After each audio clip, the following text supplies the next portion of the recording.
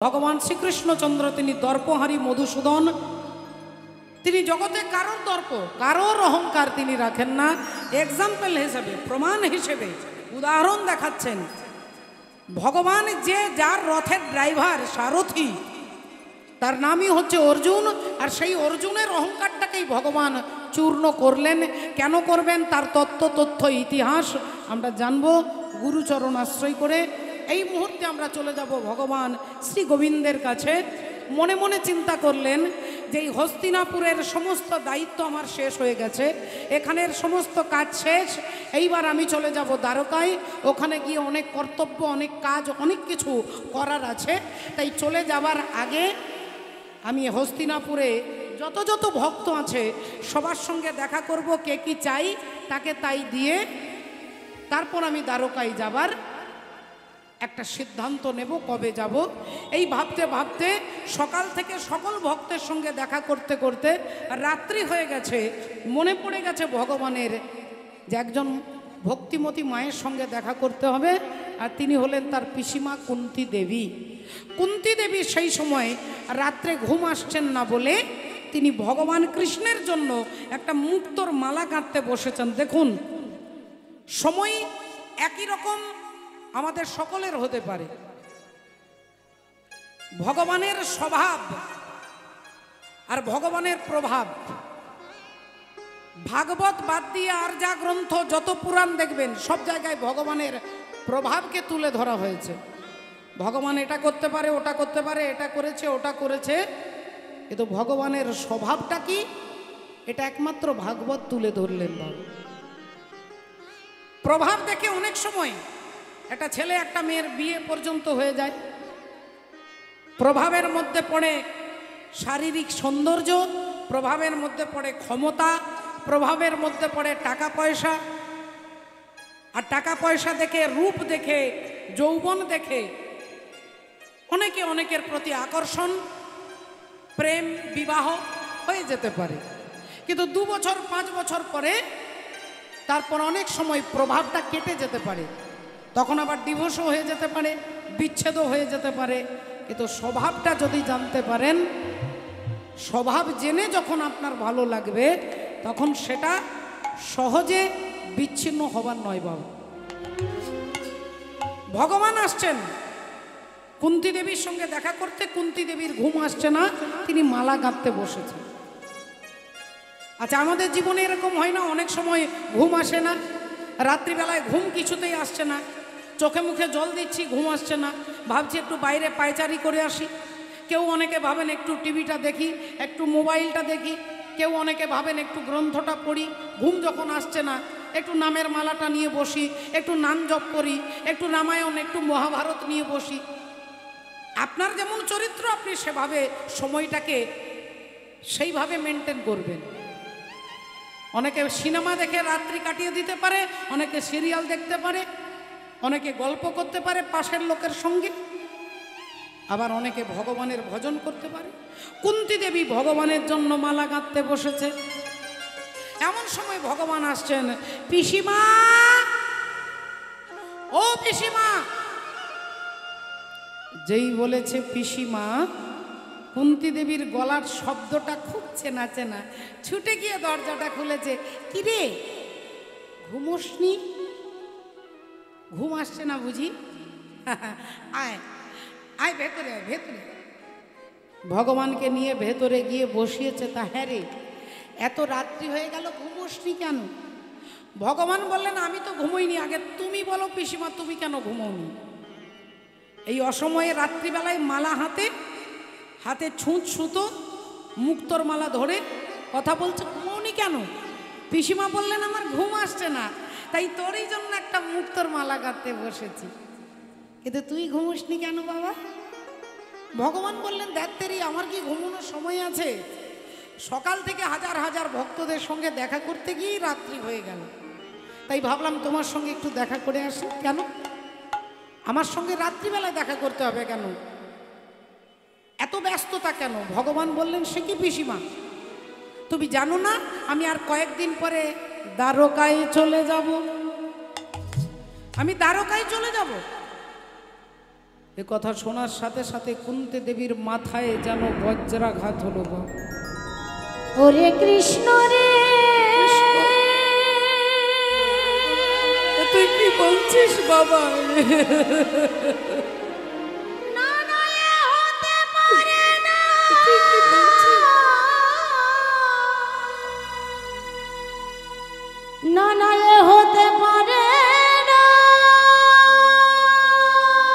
হতে পারে না, না না, এ হতে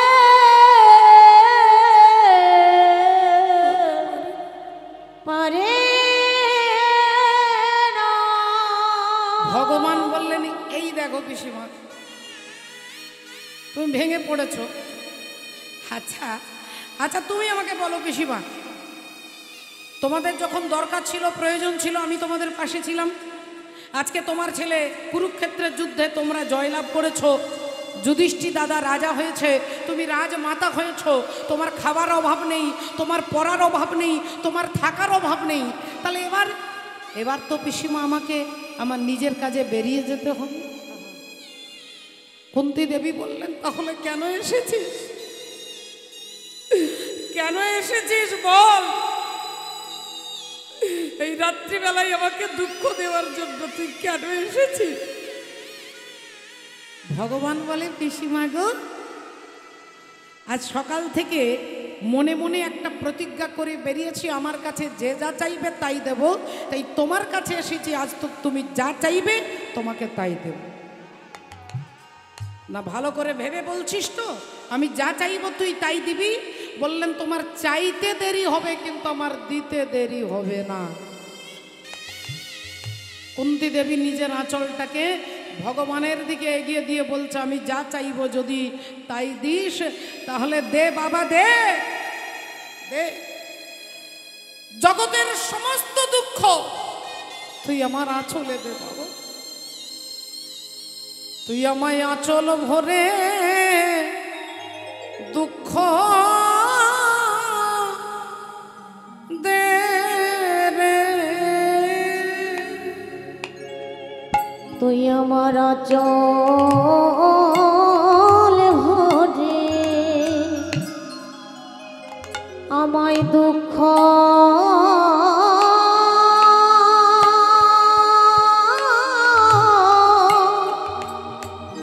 দুঃখ দে রে।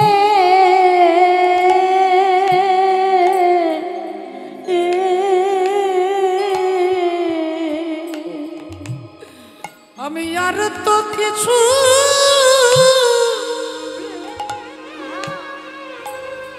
ওরে চাই না কৃষ্ণ ওরে। আমায় আঁচল ভরে তুই আমায় আঁচল ভরে দুঃখ দে রে। ভগবান বলে, দাঁড়াও পিসিমা, দাঁড়াও দাঁড়াও দাঁড়াও, আরে তো কিছু একটু দাঁড়িয়ে যাও পিসিমা। পিসিমা গো, এই ইতিহাস অনেকে জানে না, কিন্তু আমি জানি। তুমি যেদিন জন্মগ্রহণ করলে, তোমার বাবা সুরসেন, তার বন্ধুর নাম হচ্ছে কুন্তী ভোজ। সুরসেন তার মেয়ের নাম হচ্ছে কুন্তী, কিন্তু সুরসেন কি করলো, তার মেয়েকে নিয়ে তার বন্ধুকে দিয়ে বললেন, আজ থেকে আমার মেয়েটা তোর মেয়ে, তোর কোনো ছেলে মেয়ে নেই, আমি আমার মেয়েটাকে আজ থেকে তোকে দিয়ে দিলাম, আজ থেকে তোকে বাবা বলবে, তোর স্ত্রীকে মা বলবে। যা, ছোটবেলায় বাবা মা পরিবর্তন হয়ে গেল, তোমার জীবনের প্রথম দুঃখের সূচনা হলো। একটু বড় হলে যৌবনে পদার্পণ করলে, সূর্যের আশীর্বাদে, সূর্যের কৃপায়, মন্ত্রের ক্ষমতা দেখতে গিয়ে তুমি ভুল করে সূর্যদেবকে আহ্বান করলে, আর তার আশীর্বাদে কুমারী অবস্থায় একটা সন্তান হলো, যে সন্তানকে তুমি সমাজে দাঁড়িয়ে কোনোদিন বুকে জড়িয়ে ধরে বলতে পারলে না যে তুই আমার ছেলে, আমি তোর মা। তোমার জীবনের দ্বিতীয় দুঃখ, যে ছেলেটাকে তুমি চোখের কাছে দেখেছো, যাকে কখনো আলিঙ্গন করে তুই বলতে পারলে না ওরে কর্ণ, এই সমাজে দাঁড়িয়ে আমি চিৎকার করে বলছি আমি তোর মা, তুই আমার ছেলে, তুমি কোনোদিন বলতে পারলে না। এটা কি একটা মায়ের জীবনের কম দুঃখ? 3 নাম্বার দুঃখ, তোমার বিয়ে হলো, কয়েক বছর পরে তুমি বিধবা হয়ে গেলে। নারীর জীবনের সব থেকে চরম দুর্গতি, বিধবা হয়ে গেলে।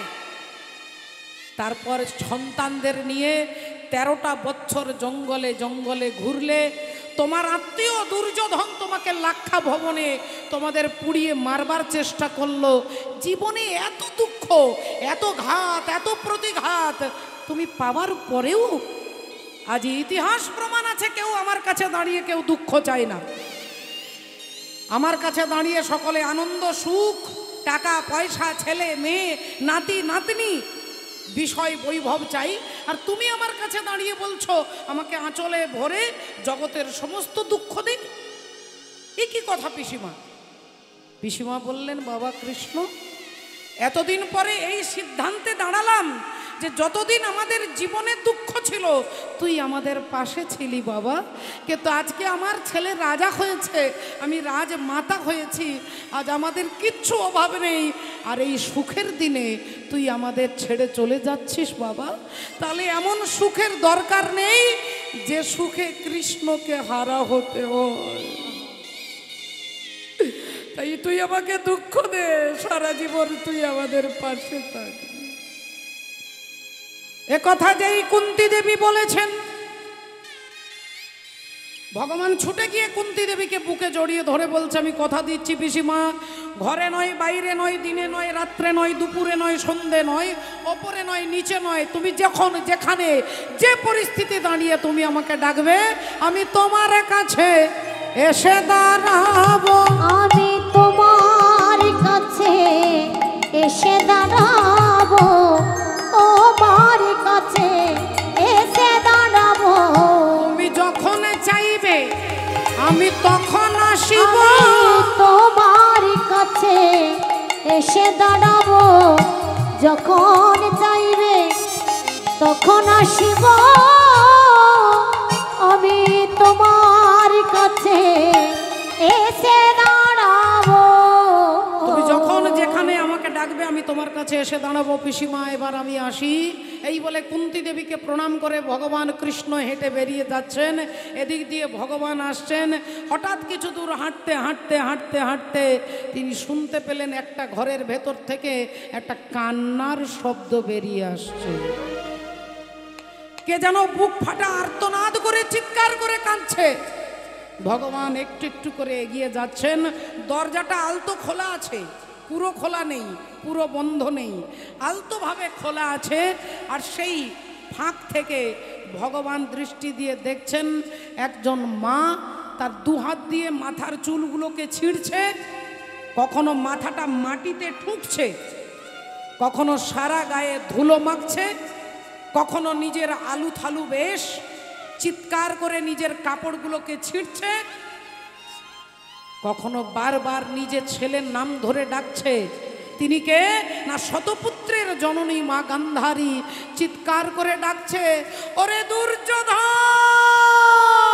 ওরে দুর্যোধন, ওরে দুঃশাসন, ফিরে আয় বাবা, ওরে দুঃশাসন, ফিরে আয়, একবার ফিরে আয় আমার কাছে, একবার ফিরে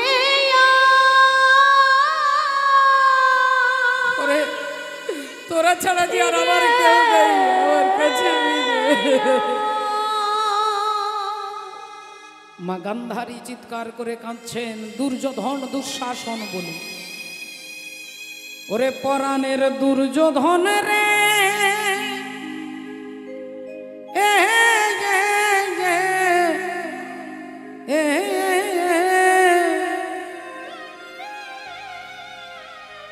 ওই আমি কোন বাদেশে যাব তোর লাগিয়া রে, পরাণের দুর্যোধন রে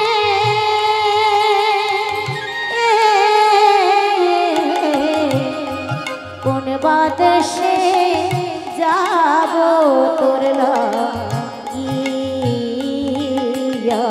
রে অরণের দুর্যোধন রে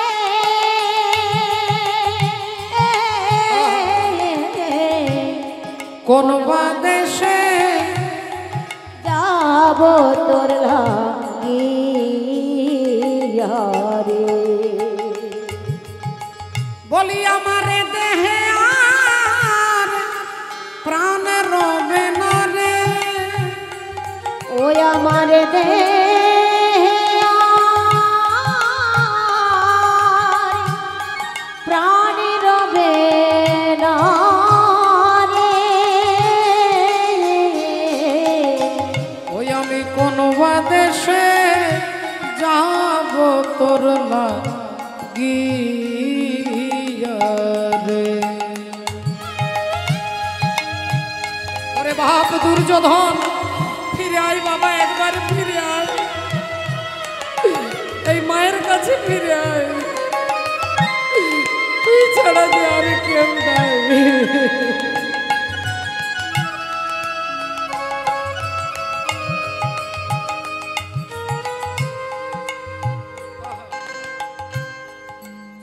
ওরে বনের আগুন সবাই দেখে বাবারে বনে যদি আগুন লেগে যায় সবাই দেখতে পায় বাবা ঘরে আগুন লেগে গেলে সবাই দেখতে পায় কিন্তু মনের ভেতরে যদি আগুন লাগে আগুন কেউ দেখতে পায় না তাই আমার মনে সেই আগুন লেগেছে যে ব্যথা কেউ দেখতে পাচ্ছে ওরে বনের আগুন সবাই দেখে মনের আগুন দেখে না আর যে ফুল শুকায়ে গেছে কেউ মনে রাখে না রে মনে রাখে না ওরে বলিয়ে দেহে আর প্রাণ রবে না রে ওই আমার দেহে আর ওরে খোমারে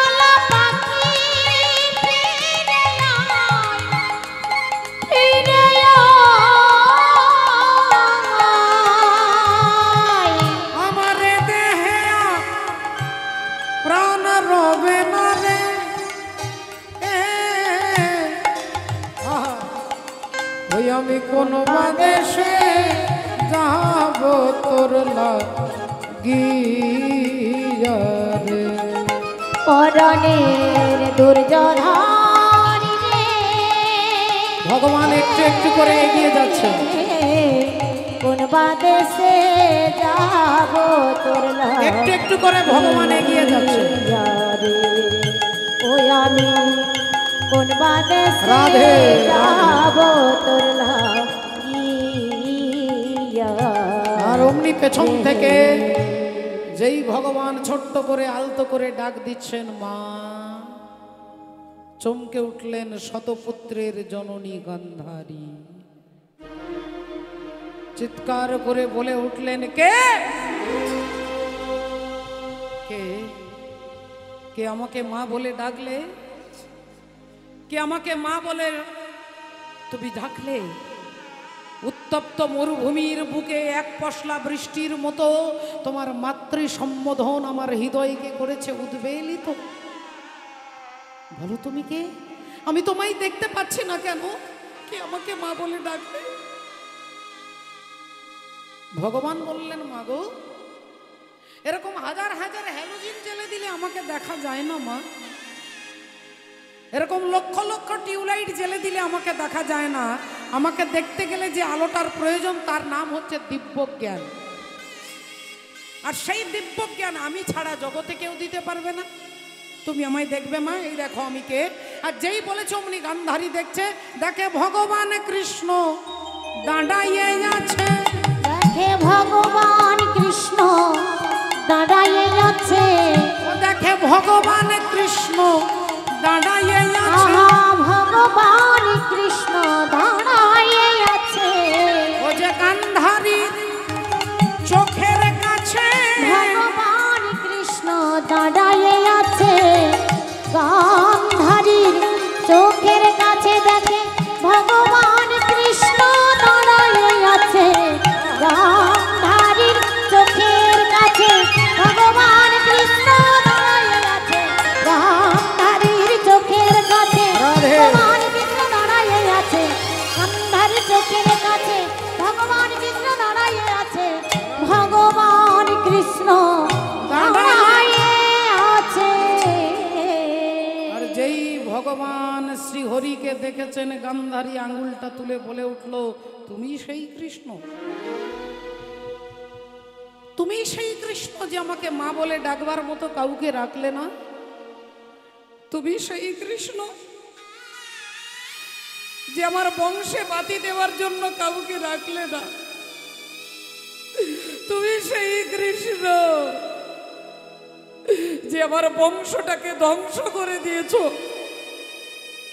না না না না না, আমি তোমার কাছে দাঁড়িয়ে কাঁদবো না। তুমি নিষ্ঠুর, তুমি নির্মম, তুমি পাষাণ। এই তোমার কাছে দাঁড়িয়ে কাঁদা হচ্ছে অনর্থক। শোনো, আজ এই রাতের অন্ধকারে সন্তানহারা জননী গান্ধারী আজ আমি তোমাকে দিচ্ছি অভিশাপ। তুমি যেমন আমার বংশে বাতি দিতে কাউকে রাখলে না, একদিন আমার মতো তোমার বংশ ধ্বংস হয়ে যাবে। ভগবান একগাল মিষ্টি হেসে গান্ধারীর দিকে তাকিয়ে বললেন, মা তোমার অভিশাপ আমি মাথায় তুলে নিলাম। আমি তোমার অভিশাপ মাথায় তুলে নিচ্ছি মা গো, আমি কথা দিচ্ছি আমার বংশ ধ্বংস হবে। কিন্তু হেই মা গান্ধারী, তোমার একটাও ছেলেকে কিন্তু আমি মারিনি মা। राम किसी को मारे नहीं, ऐसा नहीं, राम अपने आप मर जाते हैं करके बुरा काम। আমি কাউকে মারিনি মা, তুমি ভুলে গেছো, তোমার বিস্মৃত হয়ে গেছো। তুমি আজ থেকে 18 দিন আগে যেদিন কুরুক্ষেত্রের যুদ্ধ শুরু হবে, সেদিন তোমার ছেলে দুর্যোধন তোমাকে প্রণাম করতে এসে বলেছিল, মা এই তুমি আমার প্রণাম নাও, আমাকে আশীর্বাদ করো, আমি যেন কুরুক্ষেত্রের যুদ্ধে জয়লাভ করতে পারি। সেদিন তুমি মা গান্ধারী ছেলের মাথায় হাতটা দিয়েও হাতটা সরিয়ে নিয়ে বললে, বাবা দুর্যোধন, যে যুদ্ধে তুই যাচ্ছিস এটা ভারত পাকিস্তানের যুদ্ধ নয়, এটা ভারত বাংলাদেশের যুদ্ধ নয়, এটা ভারত চীনের যুদ্ধ নয়। যে যুদ্ধে তুমি যাচ্ছ এ যুদ্ধের নাম হচ্ছে ধর্মযুদ্ধ। আর এই ধর্মযুদ্ধে তুই হারবি না তুই জিতবি আমি বলতে পারবো না বাবা। তবে হ্যাঁ, আমি তোর মা, তুই আমার ছেলে, এই তোর মাথায় হাত রেখে আশীর্বাদ করে বলছি, ধর্মপক্ষের হবে জয়, যে পক্ষে শ্রীকৃষ্ণ রয়। ধর্মপক্ষের হবে জয়, যে পক্ষে শ্রীকৃষ্ণ রয়। এ কথা তুমি দুর্যোধনকে বললে, আর আজকেই রাতের অন্ধকারে দাঁড়িয়ে আমায় অভিশাপ দিচ্ছ মা। ঠিক আছে, ঠিক আছে, তোমার দেওয়া অভিশাপ আমি মাথায় তুলে নিলাম। তাহলে এখন আমি আসি মা। এই বলে ভগবান শ্রীহরি হাঁটতে হাঁটতে যাচ্ছেন। এদিকে ভগবান যাচ্ছেন আর এদিকে অর্জুন আসছেন, এদিকে অর্জুন আসছেন। রাধে ভক্তিমতী মায়েরা, অর্জুন আসছে আর সারাদিন কৃষ্ণকে দেখেননি, ঘুম আসছে না, একবার অন্তত দর্শন করে আসি। অর্জুন এদিক থেকে আসছে, ভগবান এদিক থেকে আসছে। অর্জুন গুনগুন করে গান গাইতে গাইতে আসছে। ওমা রাধে রাধে। অর্জুন যাচ্ছেন ভগবানের নাম গাইতে গাইতে, আমরাও যাব, আমরাও একটু তালি দিতে দিতে নামের মধ্যে থেকে যাব। তেরে মর্জি কা मैं हूँ गुलाम, ओ मेरे अलबेले शाम तेरे मर्जी का। आधे का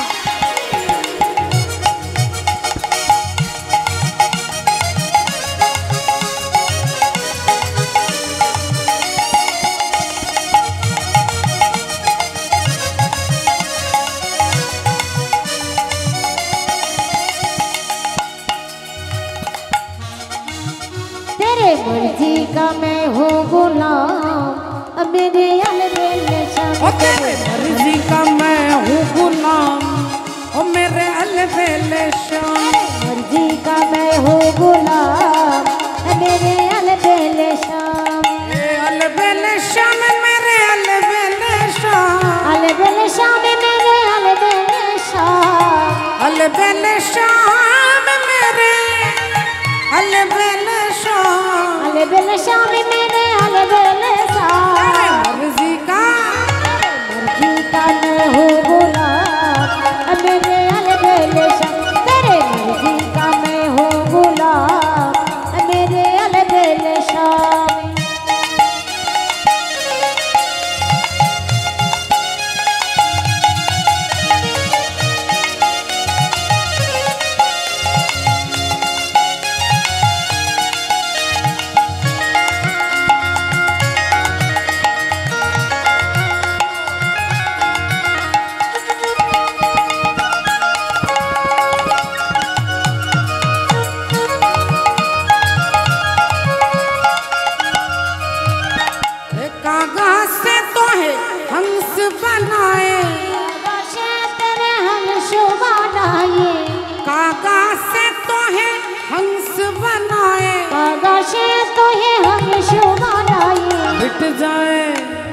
मिट जाए और रनक नाम मेरे अलबेले शाम मर्जी का मैं हूँ गुलाम मेरे अलबेले शाम ओ तेरे मर्जी का मैं हूँ गुलाम ओ मेरे अलबेले शाम मर्जी का मैं हूँ गुलाम मेरे अलबेले शाम ओ तेरे मर्जी का मैं हूँ गुलाम मेरे अलबेले शाम मर्जी का मैं हूँ गुलाम मेरे अलबेले शाम तेरे मर्जी का मैं हूँ गुलाम मेरे जय जय श्री श्री राधे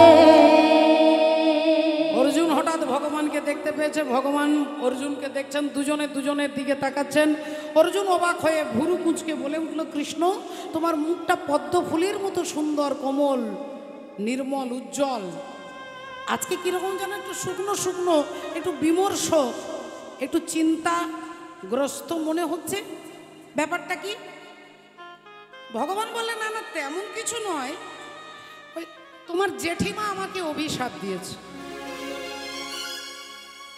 অর্জুন বললেন আমার জেঠিমা মানে গান্ধারী দেবী বললেন হ্যাঁ তোমার জেঠিমা আমাকে অভিশাপ দিয়েছে তা তোমাকে আবার কি অভিশাপ দিল ভগবান বললেন তোমার জেঠিমা অভিশাপ দিল আমার বংশ নাকি ধ্বংস হয়ে যাবে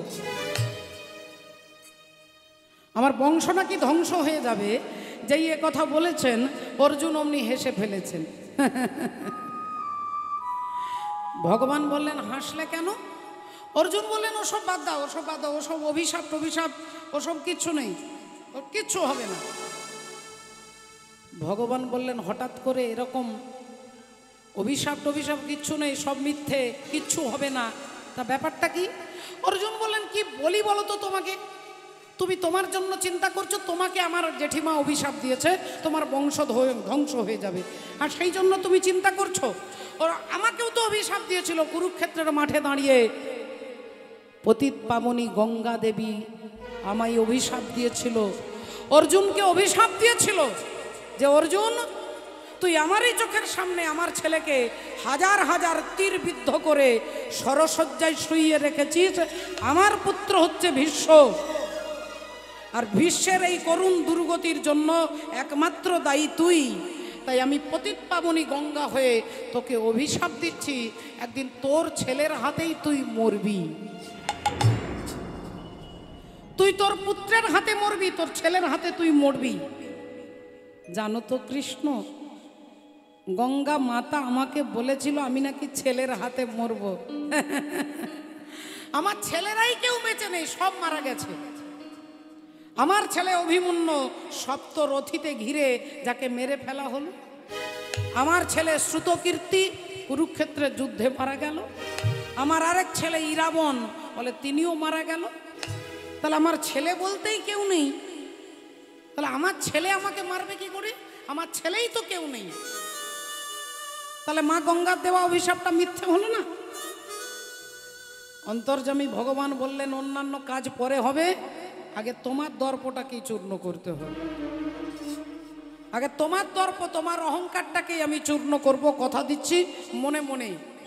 আর মুখে বললেন আচ্ছা ঠিক আছে ঠিক আছে, ওসব কথা বাদ দাও, ওসব কথা অনেক হয়ে গেছে, বাদ দাও বাদ দাও। আগে তুমি আমাকে বলো অর্জুন, তোমার দাদা যুধিষ্ঠির তিনি যে অশ্বমেধ যজ্ঞ করছেন, তা সেই যজ্ঞের ঘোড়াটা এখন বর্তমানে কোন রাজ্যে পৌঁছে গেছে?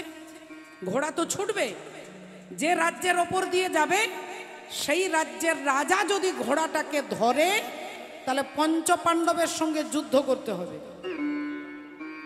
যুদ্ধে যিনি জিতবে তিনি রাজ্যটার মালিক হবে, আর ঘোড়াটাকে যিনি ধরবে না ভয়ে, ফলে বিনা যুদ্ধে সেই রাজ্যটা পঞ্চপাণ্ডবের হয়ে যাবে।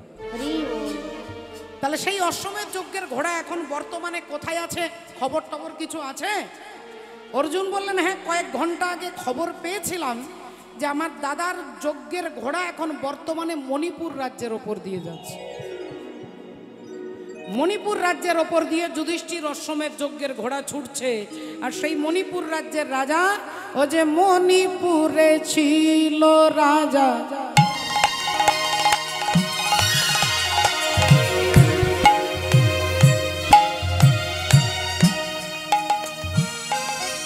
মণিপুরে ছিল রাজা,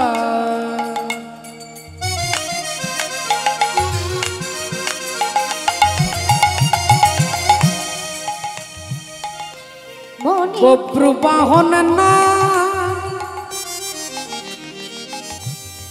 বব্রু বাহন না, বব্রু বাহন না। আহা মণিপুরে ছিল রাজা, বব্রু বাহনের নাম, বব্রু বাহনের নাম,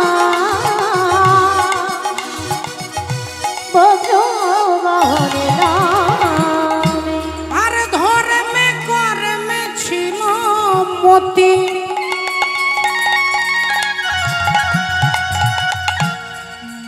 রাজা অতি গুণবান,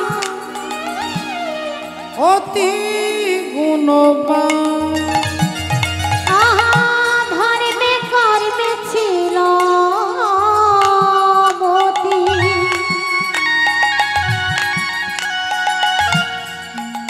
রাজা অতি গুণবান, অতি গুণবান। হে মণিপুর ছিল রাজা, বব্রু বাহনের নাম, বব্রু বাহনের নাম, বব্রু বাহনের নাম। মণিপুর ছিল রাজা, বব্রু বাহনের নাম, বব্রু বাহনের নাম, বব্রু বাহনের নাম। মণিপুর রাজ্যের রাজা হচ্ছে বব্রুবাহন, আর সেই বব্রুবাহনের রাজ্যের ওপর দিয়ে যুধিষ্ঠির অশ্বমেধ যজ্ঞের ঘোড়াটা যাচ্ছে, আর অমনি রাজা বব্রুবাহন সেই ঘোড়াটাকে ধরেছে। ঘোড়াটাকে ধরে খুব ভালো লাগছে দেখতে, ধপধপে সাদা, সুন্দর কালো কালো চোখ, সুন্দর রুমালের মতো ল্যাজ, অপূর্ব সুন্দর ঘোড়াটা দেখেই তিনি ধরেছেন ঘোড়ার গলায় থাকা দড়িটা। আর অমনি দেখতে পেলেন কপালের মধ্যে রূপোর পাতাতে লেখা আছে যিনি সতীর পুত্র হবে তিনি ঘোড়াটাকে ধরবে, আর অসতীর পুত্র হলে ঘোড়াটাকে ধরেও ছেড়ে দেবে। সতীর পুত্র হলে ঘোড়াটাকে ধরবে, অসতীর পুত্র হলে ছেড়ে দেবে ভয়ে। রূপোর পাতার ওপরে লেখাটা দেখেই বব্রুবাহন ঘোড়াটাকে ধরে মায়ের কাছে নিয়ে আসছেন। মায়ের কাছে নিয়ে আসছেন, চিৎকার করতে করতে আসছেন, মা ও মা দেখবে এসো। মায়ের নাম কি না? মায়ের নাম হচ্ছে চিত্রাঙ্গদা। বব্রুবাহনের মায়ের নাম চিত্রাঙ্গদা। চিত্রাঙ্গদা দেবী ছুটে আসছে। বাবার নাম কি না? বাবার নাম হচ্ছে তৃতীয় পাণ্ডব অর্জুন। মায়ের নাম চিত্রাঙ্গদা, বাবার নাম অর্জুন। কিন্তু আপনারা অবাক হয়ে যাবেন, ছেলে বাবাকে জানে না আর বাবাও ছেলেকে চেনে না। ছেলে জানে না যে আমার বাবাকে, আর বাবা জানে না যে আমার একটা ছেলে আছে। আপনারা বলবেন আবার এ আবার কি উদ্ভট কথা, একটা ছেলে বাবাকে জানবে না? ঠিক আছে, মেনে নিলাম, কিন্তু একজন বাবা জানবে না যে আমার একটা ছেলে আছে? ফলে এর পেছনের অতীতে একটা ইতিহাস আছে, ঘটনা আছে। আর এই ঘটনা জানতে গেলে যেতে হবে একটু অতীতে, একটু আগে থেকে যেতে হবে। চলে যাব আমরা যেদিন অর্জুন বিয়ে করলেন কাকে না, দ্রুপদ কন্যা দ্রৌপদী দেবীকে। দ্রৌপদীকে বিবাহ করে নিয়ে আসছেন লক্ষ্যভেদ করে। ধ্রুপদ রাজা সারা রাজ্যের সমস্ত রাজাদেরকে ডেকে বলছে, ওপরে একটা রূপোর মাছ আছে, ওই রূপোর মাছে যে চোখটা আছে ওই চোখটাকে তীর দিয়ে বিদ্ধ করতে হবে, লক্ষ্যভেদ করতে হবে। নিচে ওপরে তাকিয়ে নয়, নিচে জল আছে, জলে ওই মাছের ছাপটা পড়বে, সেই ছাপটা দেখে মাছের চোখটাকে লক্ষ্যভেদ করতে হবে। এখন লক্ষ্যভেদ করতে আমরা সবাই চাই, কিন্তু আমরা পারি না কেন? কারণ আমাদের লক্ষ্যটাই লক্ষ্য রকমের। কখনো বলছি ছেলে চাই, গাড়ি চাই, বাড়ি চাই, এটা চাই। শিশুর নেহারি লক্ষ্য মাতৃস্তনপানে, আর মাতালের স্থির লক্ষ্য মদিরা সন্ধানে। সতী খুঁজে পুঁজিবারে পতির চরণ, কুলোটার লক্ষ্য হরে কিসে পরমন। বাঁদরের লক্ষ্য শুধু ফলের বাগান, শুকুনির লক্ষ্য দুর্ভাগাড়ের সন্ধান। শৃগালের লক্ষ্য মৃতদেহ লইয়ে টানাটানি, আর নিন্দুকের লক্ষ্য শুধু পরনিন্দা গ্লানি। জ্ঞানীর লক্ষ্য শুধু তর্ক উপার্জন, আর ভক্তের লক্ষ্য শুধু শ্রীহরির চরণ। অর্জুন বিয়ে করে নিয়ে আসছেন দ্রৌপদী দেবীর হাতে ধরে। এদিকে কুন্তী দেবী শিল নোড়াতে মশলা বাটছেন। মা মশলা বাটছেন, পেছন থেকে ছেলে বলে উঠল, মা দেখো আজকে ভিক্ষায় কি এনেছি। ও মা দেখো ভিক্ষাতে কি এনেছি। মা না দেখেই বলে উঠলেন, আজকে যা এনেছিস বাবা আমাকে বাদ দিয়ে তোরা 5 ভাই সমান ভাগে ভাগ করে নে। মা না দেখেই কথাটা বলছো মা, একটা বার তাকিয়ে দেখো। আরে বাবা বললাম তো দেখবো না, কাজ করছি দেখতে পাচ্ছিস না? আমার শরীরটা ভালো নয়, যা এনেছিস 5 জনে মিলে ভাগ করে নে, কম বেশি করবি না, সমানভাবে নিবি, যা। অর্জুন বললেন, মা 2 বার হয়ে গেছে, আর একবার বলবো শেষবারের মতো। আর একবার বলবো, মা দেখো কি এনেছি। একবার দেখো জননী, দেখো মা। আরে বাবা কি মুশকিল, তুই বুঝতে পারছিস না কেন?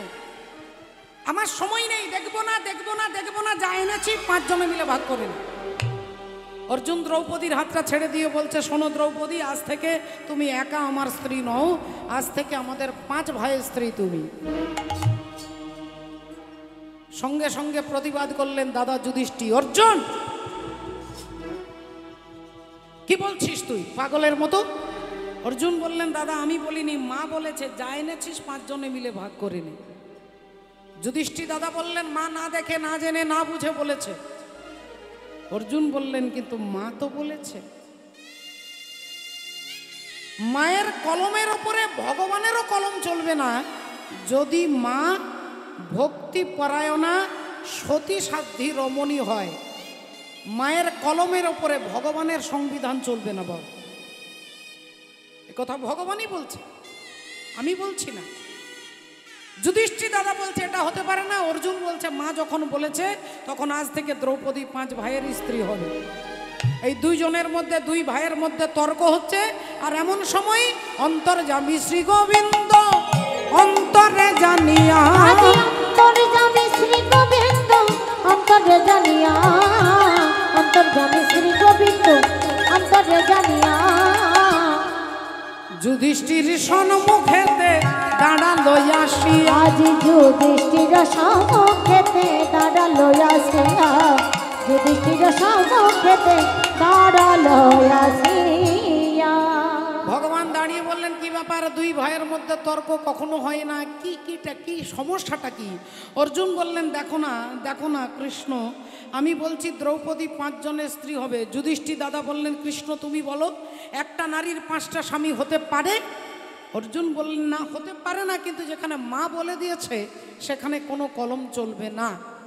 এবার তুমি বলো কৃষ্ণ, আজকে তুমি যা ভাস দেবে তাই হবে, বলো। অর্জুন বলছে, বলো আমি ঠিক বলছি না দাদা ঠিক বলছে? ভগবান বললেন, সিদ্ধান্ত দিতে গেলে একটু বিচার করে দিতে হবে। চোখ বন্ধ করে কিছুক্ষণ পরে ভগবান চোখ খুলে বললেন, অর্জুন তুমি যা বলেছ তাহাই সত্য, আজ থেকে দ্রৌপদী তোমাদের 5 জনের স্ত্রী হবে। অর্জুন মেনে নিলেন, যুধিষ্ঠির মেনে নিলেন, সবাই মেনে নিলেন, কিন্তু আমরা মানতে পারি না বাবা। আমাদের মনের মধ্যে একটা খোঁচা, একটা প্রশ্ন থেকে যায়, একটা নারীর 5টা স্বামী, এবার কিরকম? আবার তার স্বামী যার নাম নাকি সকালবেলায় বললে বিবাহিত নারীর সৌভাগ্য বৃদ্ধি হয়, অহল্যা, কুন্তি, তারা, মন্দোদরী, দ্রৌপদী, পঞ্চকন্যা সরেত নিত্যম মহাপাতক নাশনম, এই 5 জনের নাম বললে সৌভাগ্য বৃদ্ধি হয়, পাপ নাশ হয়। আর সেই দ্রৌপদীর 5টা স্বামী। আমাদের মনে প্রশ্ন মাথা চাড়া দিয়ে ওঠে, এটা কিরকম কথা? এটা আপনারা একটু মনে করে দেখুন। 5টা স্বামী যুধিষ্ঠির, ভীম, অর্জুন, নকুল, সহদেব, এটা হচ্ছে পঞ্চতত্ত্বের প্রতীক। ক্ষিতি, অপ, তেজ, মরুত, বোম। ক্ষিতি হচ্ছে মাটি, মাটি হচ্ছে যুধিষ্ঠির। অপ হচ্ছে জল, জলের দেবতা ইন্দ্র, ইন্দ্রের পুত্র অর্জুন। মরুত বাতাস, পবনদেব, পবন দেবতার পুত্র ভীম। নকুল, সহদেব। বোম, আকাশতত্ত্ব। আর তেজ, অগ্নিতত্ত্ব। এই পঞ্চভৌতিক এই দেহটা কি আমাদের, আমি মনে করি না যে আমি চৈতালি চট্টরাজ, এই দেহটাকে আমি আমার বলে মনে করি না, এই দেহটাকেই আমি বলে মনে করি, আমার বলে মনে করি। রাধে রাধে। তাহলে এই পঞ্চভৌতিক দেহ, এটা তো সকলে নিজের মনে করেন স্বামী, প্রভু, মালিক। তাহলে সেই অর্থে দ্রৌপদীর 5টা স্বামী শুধু তার নয়, আমাদের সকলের বাবা, আমাদের সকলের 5টা স্বামী। হ্যাঁ, এ দেহের পূর্ব, পশ্চিম, উত্তর, দক্ষিণ, বল কোনখানেতে বৃন্দাবন। আমি তত্ত্ব কথা শুনবো বলে মনে আকিঞ্চন। হরি বল।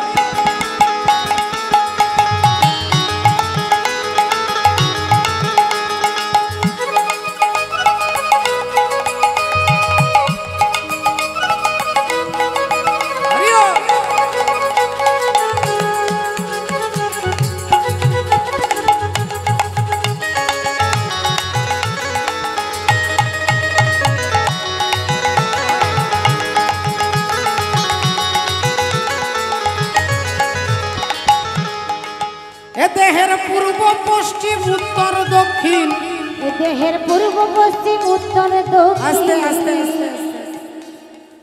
দেহের পূর্ব, পশ্চিম, এদিকটা পূর্ব দিক, এদিকটা পশ্চিম দিক। আর কোমরের ওপরের দিকটা উত্তর দিক, আর নিচের দিকটা দক্ষিণ দিক। তাহলে পূর্ব, পশ্চিম, উত্তর, দক্ষিণ। আপনাকে খুঁজে দেখতে হবে কোনখানে বৃন্দাবন আছে। তত্ত্বদর্শী মহাজন বলছে, আহা, ও দেহের পূর্ব, পশ্চিম, উত্তর, দক্ষিণ, বলো কোনখানেতে বৃন্দাবন। আমি তত্ত্ব কথা শুনবো বলে মনে আকিঞ্চন, তত্ত্ব কথা শুনবো বলে মনে আকিঞ্চন।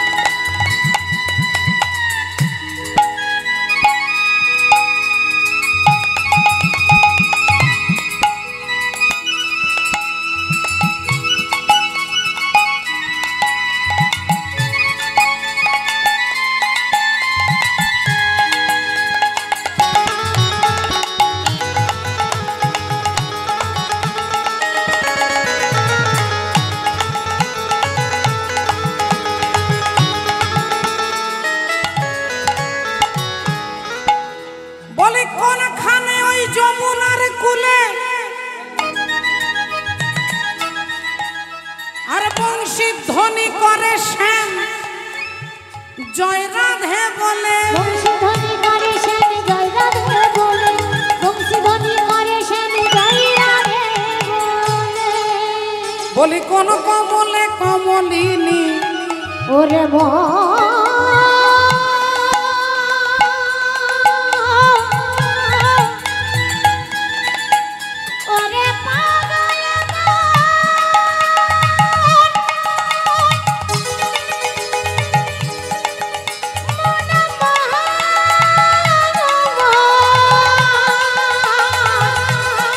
মনে রে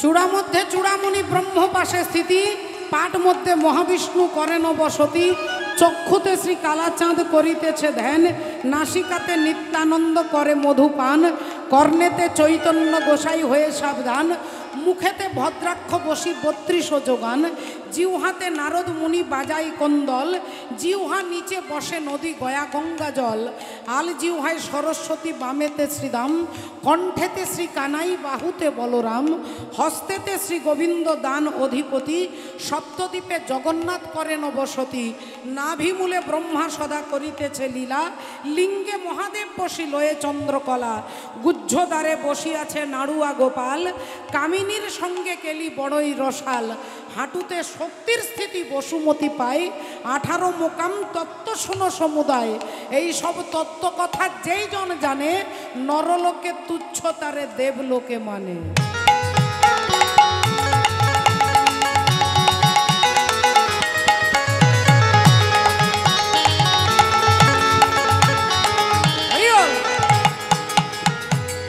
কোনখানেতে হয় গো মহারাজ, আর কোনখানেতে রাধা কৃষ্ণ সদা করে বাস, কোনখানেতে রাধা কৃষ্ণ সদা করে বাস, কোনখানেতে রাধা কৃষ্ণ সদা করে বাস। ওই আমি জানবো বলে এই অভিলাষ, আমি জানিব বলে এই অভিলাষ, হ্যাঁ ও দেখো মনে করি নিবেদন, আমি তত্ত্ব কথা শুনবো বলে মনে আকিজন, তত্ত্ব কথা শুনবো বলে মনে আকিজন, তত্ত্ব কথা শুনবো বলে মনে আকিজন।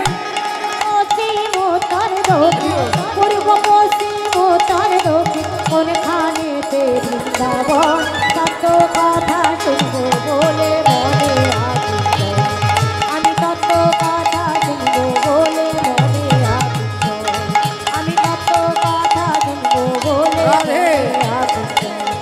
আমি তত্ত্ব কথা শুনবো বলে মনে আকিজন।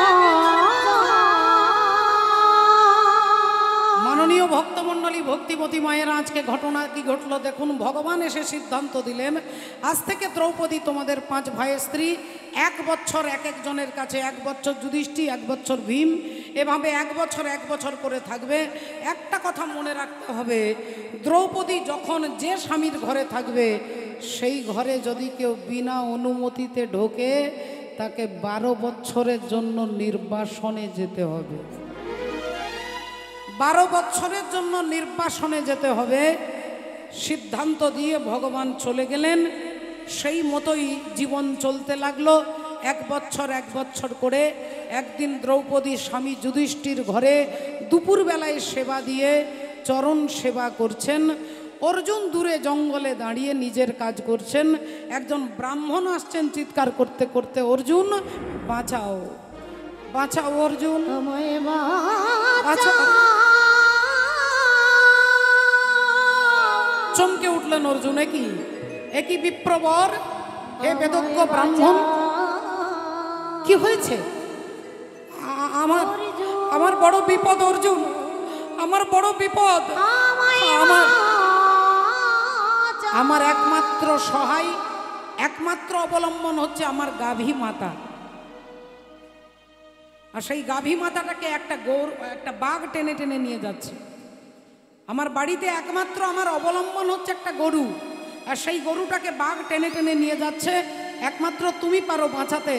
ওই বাঘটাকে হত্যা করে আমার গাভী মাতাকে ফিরিয়ে দাও অর্জুন।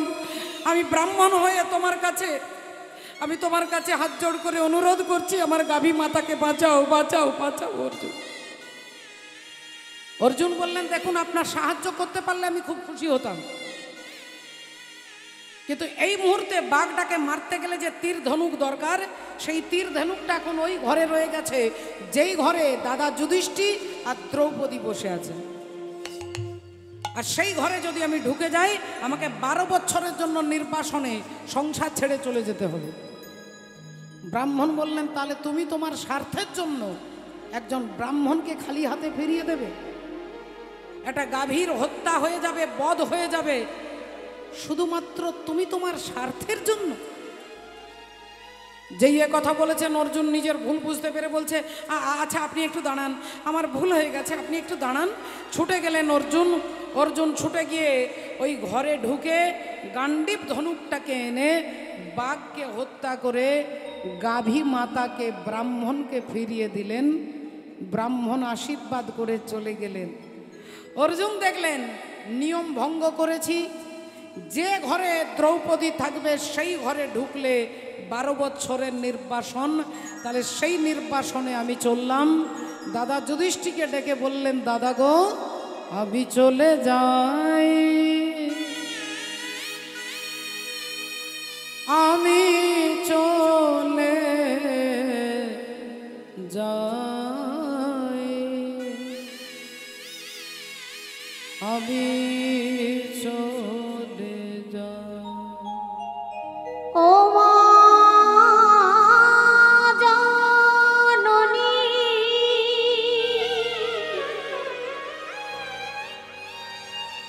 জনম ভবে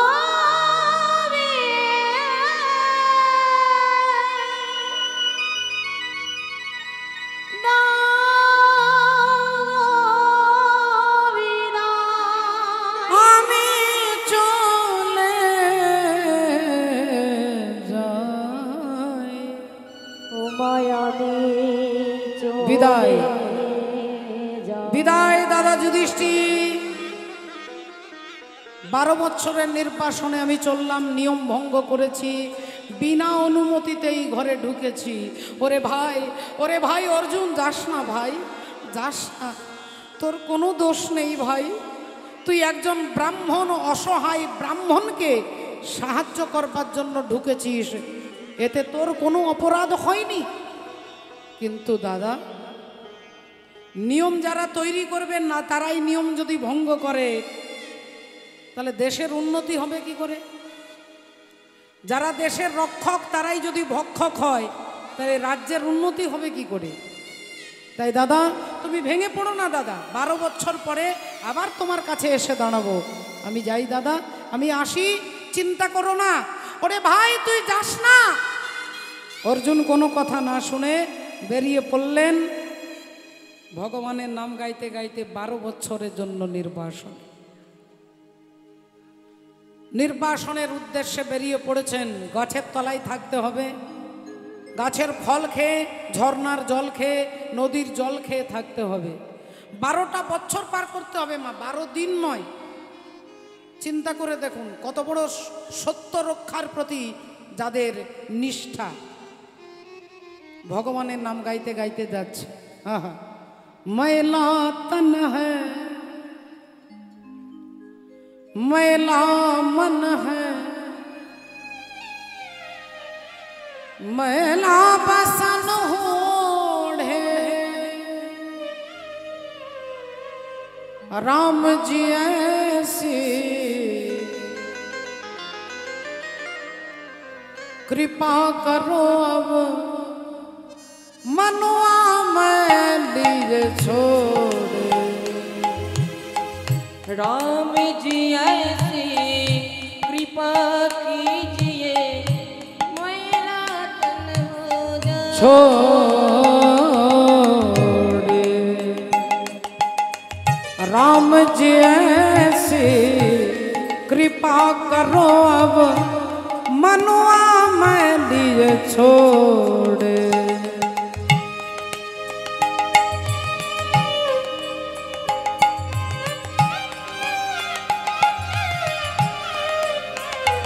हरि बोल।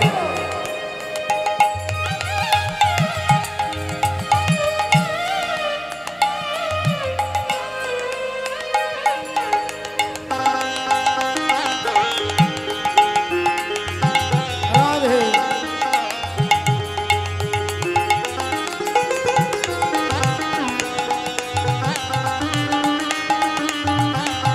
हरि बोल हरि।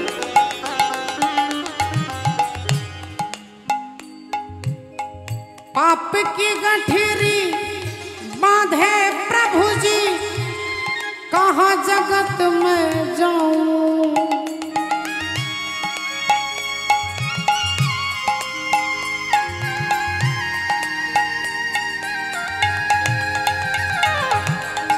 इस गठरी को त्याज कर प्रभु जी शरण तुम्हारे आओ, भक्ति में रम जाए ये मन माया में ना दौड़े। राम जी ऐसी कृपा करो अब मनुआ में लिए छोड़े। ओ बिन तेरे सावनाया झूले पड़े, झूले हम झूल न पाए। तूने हमें कभी याद किया तो हम तुझे भूल न पाए। है तेरा इंतजार तू मिले बार बार, मेरे के भी अब तेरा संग नहीं छोड़ना। तेरे बिन नहीं जीना मर जाना सावरे, तेरे बिन नहीं जीना मर जाना सावरे, तेरे बिन नहीं जीना मर जाना सावरे,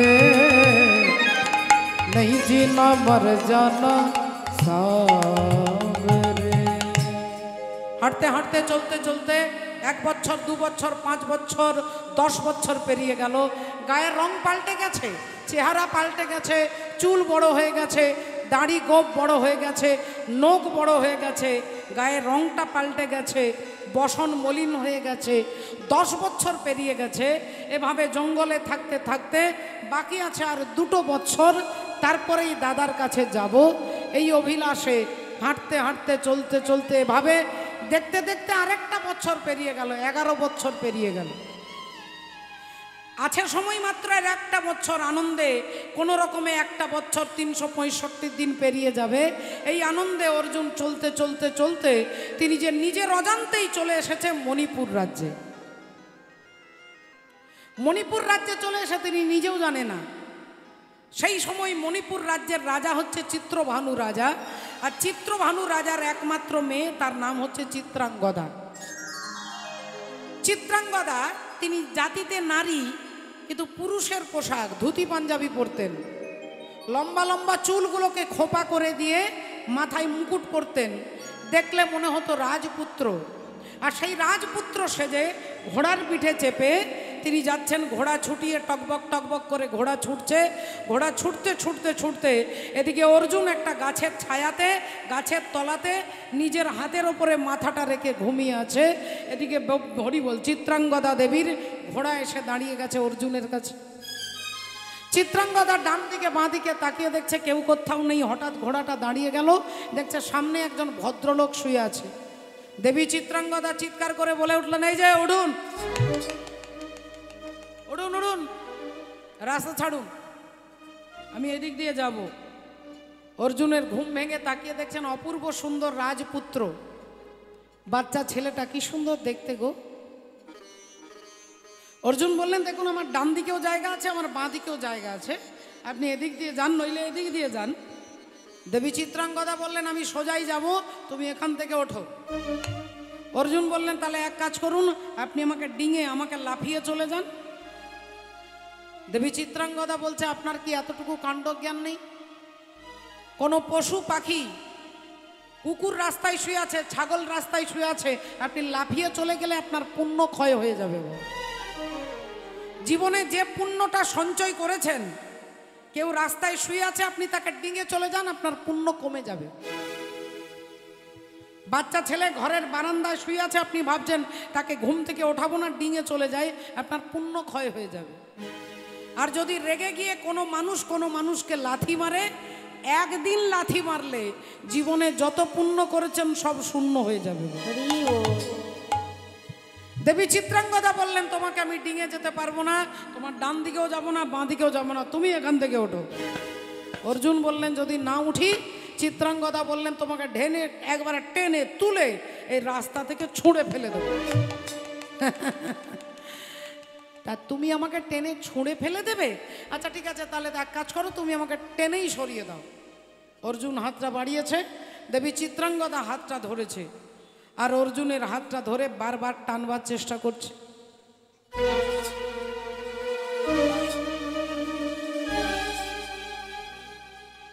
এক চুল নড়াতে পারছে না অর্জুনকে, এক চুল নড়াতে পারছেন না।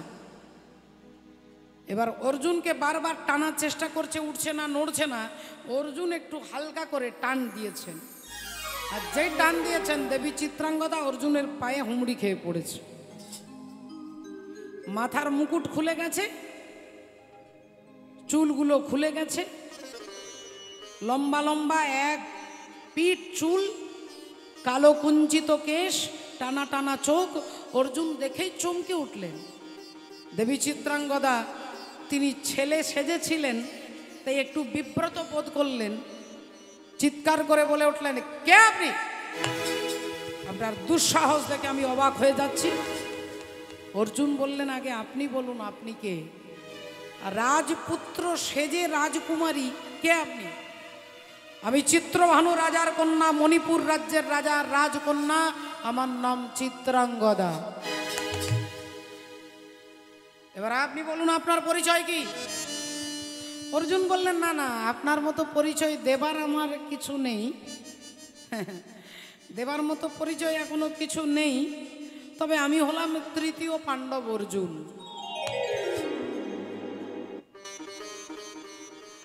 আপনি আপনি আপনি সেই অর্জুন? সেই অর্জুন আপনি? হ্যাঁ, আপনি বলুন না, আপনি কি সেই অর্জুন? অর্জুন বললেন, আপনি কোন অর্জুনকে খুঁজছেন আমি বুঝবো কি করে, তবে আমি তৃতীয় পাণ্ডব অর্জুন। চিত্রাঙ্গদা বললেন, হ্যাঁ হ্যাঁ, আপনি যদি তৃতীয় পাণ্ডব অর্জুন হন, তাহলে তাহলে আজ আমার মনের কথা আপনাকে বলি। আমি অর্জুন ছাড়া ছোটবেলা থেকে প্রতিজ্ঞা করেছিলাম, আমার বাবা, কাকা, জ্যাঠা, জেঠিমা, ঠাকুমা সবার মুখে আপনার বীরত্বের কথা শুনতে শুনতে আমি আপনাকে নিজেকে আপনার চরণে নিবেদন করে দিয়েছি। আমি অর্জুন ছাড়া কাউকে বিয়ে করব না বলে আমি রাজকুমারী, রাজকুমার সেজে ঘুরে বেরিয়েছি। তাই আমি আমার মন আপনার চরণে সঁপে দিয়েছি, আপনি আমাকে গ্রহণ করুন। অর্জুন গান্ধর্ব মতে চিত্রাঙ্গদা দেবীর সঙ্গে বিবাহ হয়ে গেল, বিয়ে হয়ে গেল। অর্জুন দেখলেন 1 বছরের মধ্যে কয়েকটা মাস পেরিয়ে গেছে, কয়েক মাস পেরিয়ে গেছে, 12 বছর পূর্ণ হতে আর কয়েকটা মাস বাকি আছে। এই কয়েকটা মাস পেরিয়ে গেলে আমি আমার দাদার কাছে, আমি আমার ভাইদের কাছে চলে যাব। এই আনন্দে আরও কয়েকটা মাস পেরিয়ে গেল, বিবাহের 2 মাস, 4 মাস, 6 মাস, 7 মাস পেরিয়ে গেল, আর বাকি আছে মাত্র 3-4 মাস। এই অর্জুন ভাবলো, আমি স্থির করেছি আগামী কাল সকালবেলায় আমি বেরিয়ে পড়ব হস্তিনাপুরের উদ্দেশ্যে। তাহলে মণিপুর থেকে হেঁটে হেঁটে যেতে তো অনেক সময় লাগবে, ততদিনে 12 বছর পূর্ণ হয়ে যাবে। তাই আজকের ভোরবেলায় আমি চিত্রাঙ্গদাকে পরিত্যাগ করে চলে যাব, এই কথাটাই আজকে চিত্রাঙ্গদাকে বলবো। আর চিত্রাঙ্গদা দেবী আনন্দে ছুটে আসছে, অর্জুনকে আনন্দের সংবাদ দেবে যে তিনি মা হতে চলেছেন, তার গর্ভে রয়েছে সন্তান। চিত্রাঙ্গদা আসছে সেই আনন্দের সংবাদটা দিতে, আর অর্জুন অমনি চিত্রাঙ্গদার হাতে ধরে বললেন, চিত্রাঙ্গদা। বলুন স্বামী, তুমি আমার জন্য কি করতে পারো না? আপনার জন্য আমি প্রাণ দিতে পারি। তুমি আমাকে এত ভালোবাসো? বললেন, হ্যাঁ, আমার প্রাণের থেকে বেশি ভালোবাসি। বললেন, তাহলে আমি যা চাইবো, যা বলবো তুমি তাই করবে? হ্যাঁ, করব, যা বলবেন তাই করব। বললেন, তাহলে এক কাজ করো, আমি তো কথাটা বলবো, তার আগে তোমার মাথার সিঁদুরে হাত দিয়ে প্রতিজ্ঞা করতে হবে, আমি যা বলবো তাই করবে।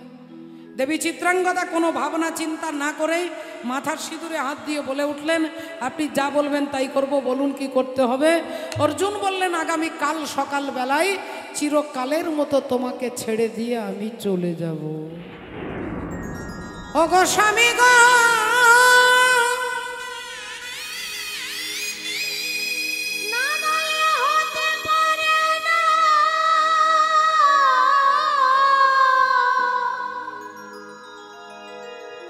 স্বামী হতে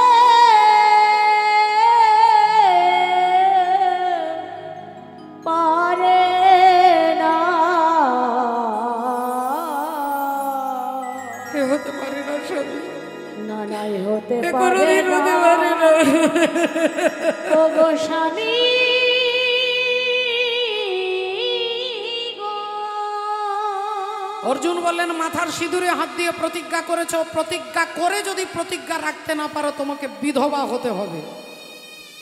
দেবী চিত্রাঙ্গদার চোখ দিয়ে টপ টপ করে জল পড়ছে। অর্জুন বললেন আরেকটা কথা, আমি যে তোমার স্বামী এ কথা তুমি কোনোদিন কাউকে বলতে পারবে না, যদি বলো তাহলে তোমাকে বিধবা হতে হবে। দেবী চিত্রাঙ্গদা বোবা হয়ে গেলেন, কোনো কথাই বলতে পারছেন না, চোখ দিয়ে শুধু অনর্গল জল পড়ছে। অর্জুনের দিকে তাকিয়ে আছেন। অর্জুন এক পা দুপা করে তিনি বেরিয়ে চলে যাচ্ছেন চিত্রাঙ্গদাকে ফেলে দিয়ে। সব কিছু নিয়ে গেলে যা দিয়েছিলে, আনন্দ হাসি গান সব তুমি নিলে। যাবার বেলায় শুধু নিজের অজান্তে স্মৃতিটাই গেলে তুমি ফেলে, তুমি চলে গেলে আমার বলা কিছু ছিল। স্বামী, আমি একবারের জন্য বলতে পারলাম না যে আমার গর্ভে আপনার সন্তান, আমি মা হতে চলেছি এ কথা আপনি বলার অবকাশ দিলেন না। অর্জুন হাঁটতে হাঁটতে চলে গেলেন। যতক্ষণ দেখা যায় ততক্ষণ তাকিয়ে রইলেন। তারপর চিত্রাঙ্গদা অজ্ঞান হয়ে পড়ে গেলেন। চোখে মুখে জল দিয়ে যখন তার চেতনা ফিরে এলো, ভাবলেন অনেকবার চেষ্টা করেছিলেন আত্মহত্যা করবে, কিন্তু আত্মহত্যা করবে, গর্ভস্থ সন্তানও তো মারা যাবে। এই সন্তানের কথা ভেবে অনেক দুঃখ, অনেক হতাশা, অনেক যন্ত্রণা বুকে চাপা রেখেও চিত্রাঙ্গদা সন্তানকে জন্ম দিলেন, যে সন্তানের নাম হচ্ছে অর্জুন পুত্র বব্রুবাহন। সেই ছোট্ট বব্রুবাহন ছোটবেলা থেকে মায়ের কাছে জানতে চায় আমার বাবাকে, বলো না মা, আমার বন্ধুদের সবার বাবা আছে, আমার কেন নেই বলো। মা প্রতিজ্ঞা করেছে, বলতে পারে না। একটু কোলে নিয়ে আদর করে একটা নাড়ু, একটা বাতাসা হাতে দিলে ছেলে ভুলে যায়। আবার জিজ্ঞাসা করে, আবার তাকে চকলেট দিয়ে আদর করে ভুলিয়ে দেয়। সেই ছেলে দেখতে দেখতে 5 বছর, 7 বছর, 10 বছর এভাবে একটু একটু করে বড় হচ্ছে। মায়ের কাছে বাবার কথা জানতে চাইলে মা নীরবে দাঁড়িয়ে থাকে, চোখ ছলছল করে, বলতে পারে না। এভাবে প্রতিদিন জিজ্ঞাসা করে। একদিন মা বলল, যদি তোর বাবার কথা জানতে হয় আমার কাছে নয়, ওই ঠাকুর ঘরে গিয়ে গিরিধারী গোপালকে গিয়ে জিজ্ঞাসা কর। গিরিধারী গোপাল আমার বাবাকে জানে? হ্যাঁ জানে, একমাত্র সেই জানে তোর বাবাকে। মা, আমি কথা দিচ্ছি মা, আর তোমাকে বিরক্ত করব না। যদি কৃষ্ণই জানে আমার বাবাকে, আজ থেকে আমি বাবাকে নয়, আগে কৃষ্ণকে খুঁজবো, কৃষ্ণকেই খুঁজবো, আর তাকে খুঁজে পেলে আমি আমার বাবাকে খুঁজে পেয়ে যাব। শ্রদ্ধেয় ভক্তমণ্ডলী, ভক্তিমতী মায়েরা, সেই বব্রুবাহন দেখতে দেখতে একটু একটু করে বড় হলো, যৌবনে পদার্পণ করলো, মণিপুর রাজ্যের রাজা হলো।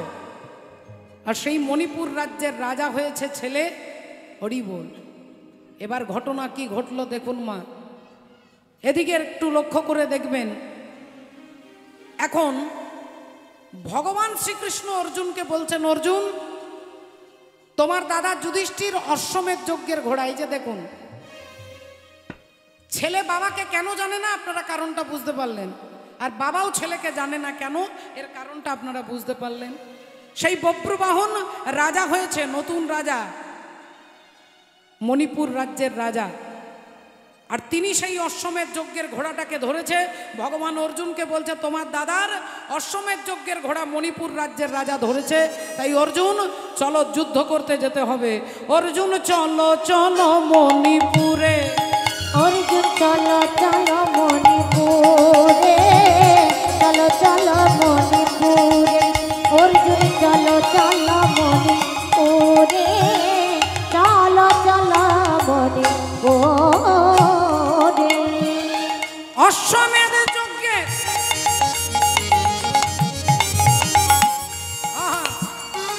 ওগো ঘোড়া যে ধরেছে আহা অষ্টমের যজ্ঞের অর্জুনে চলো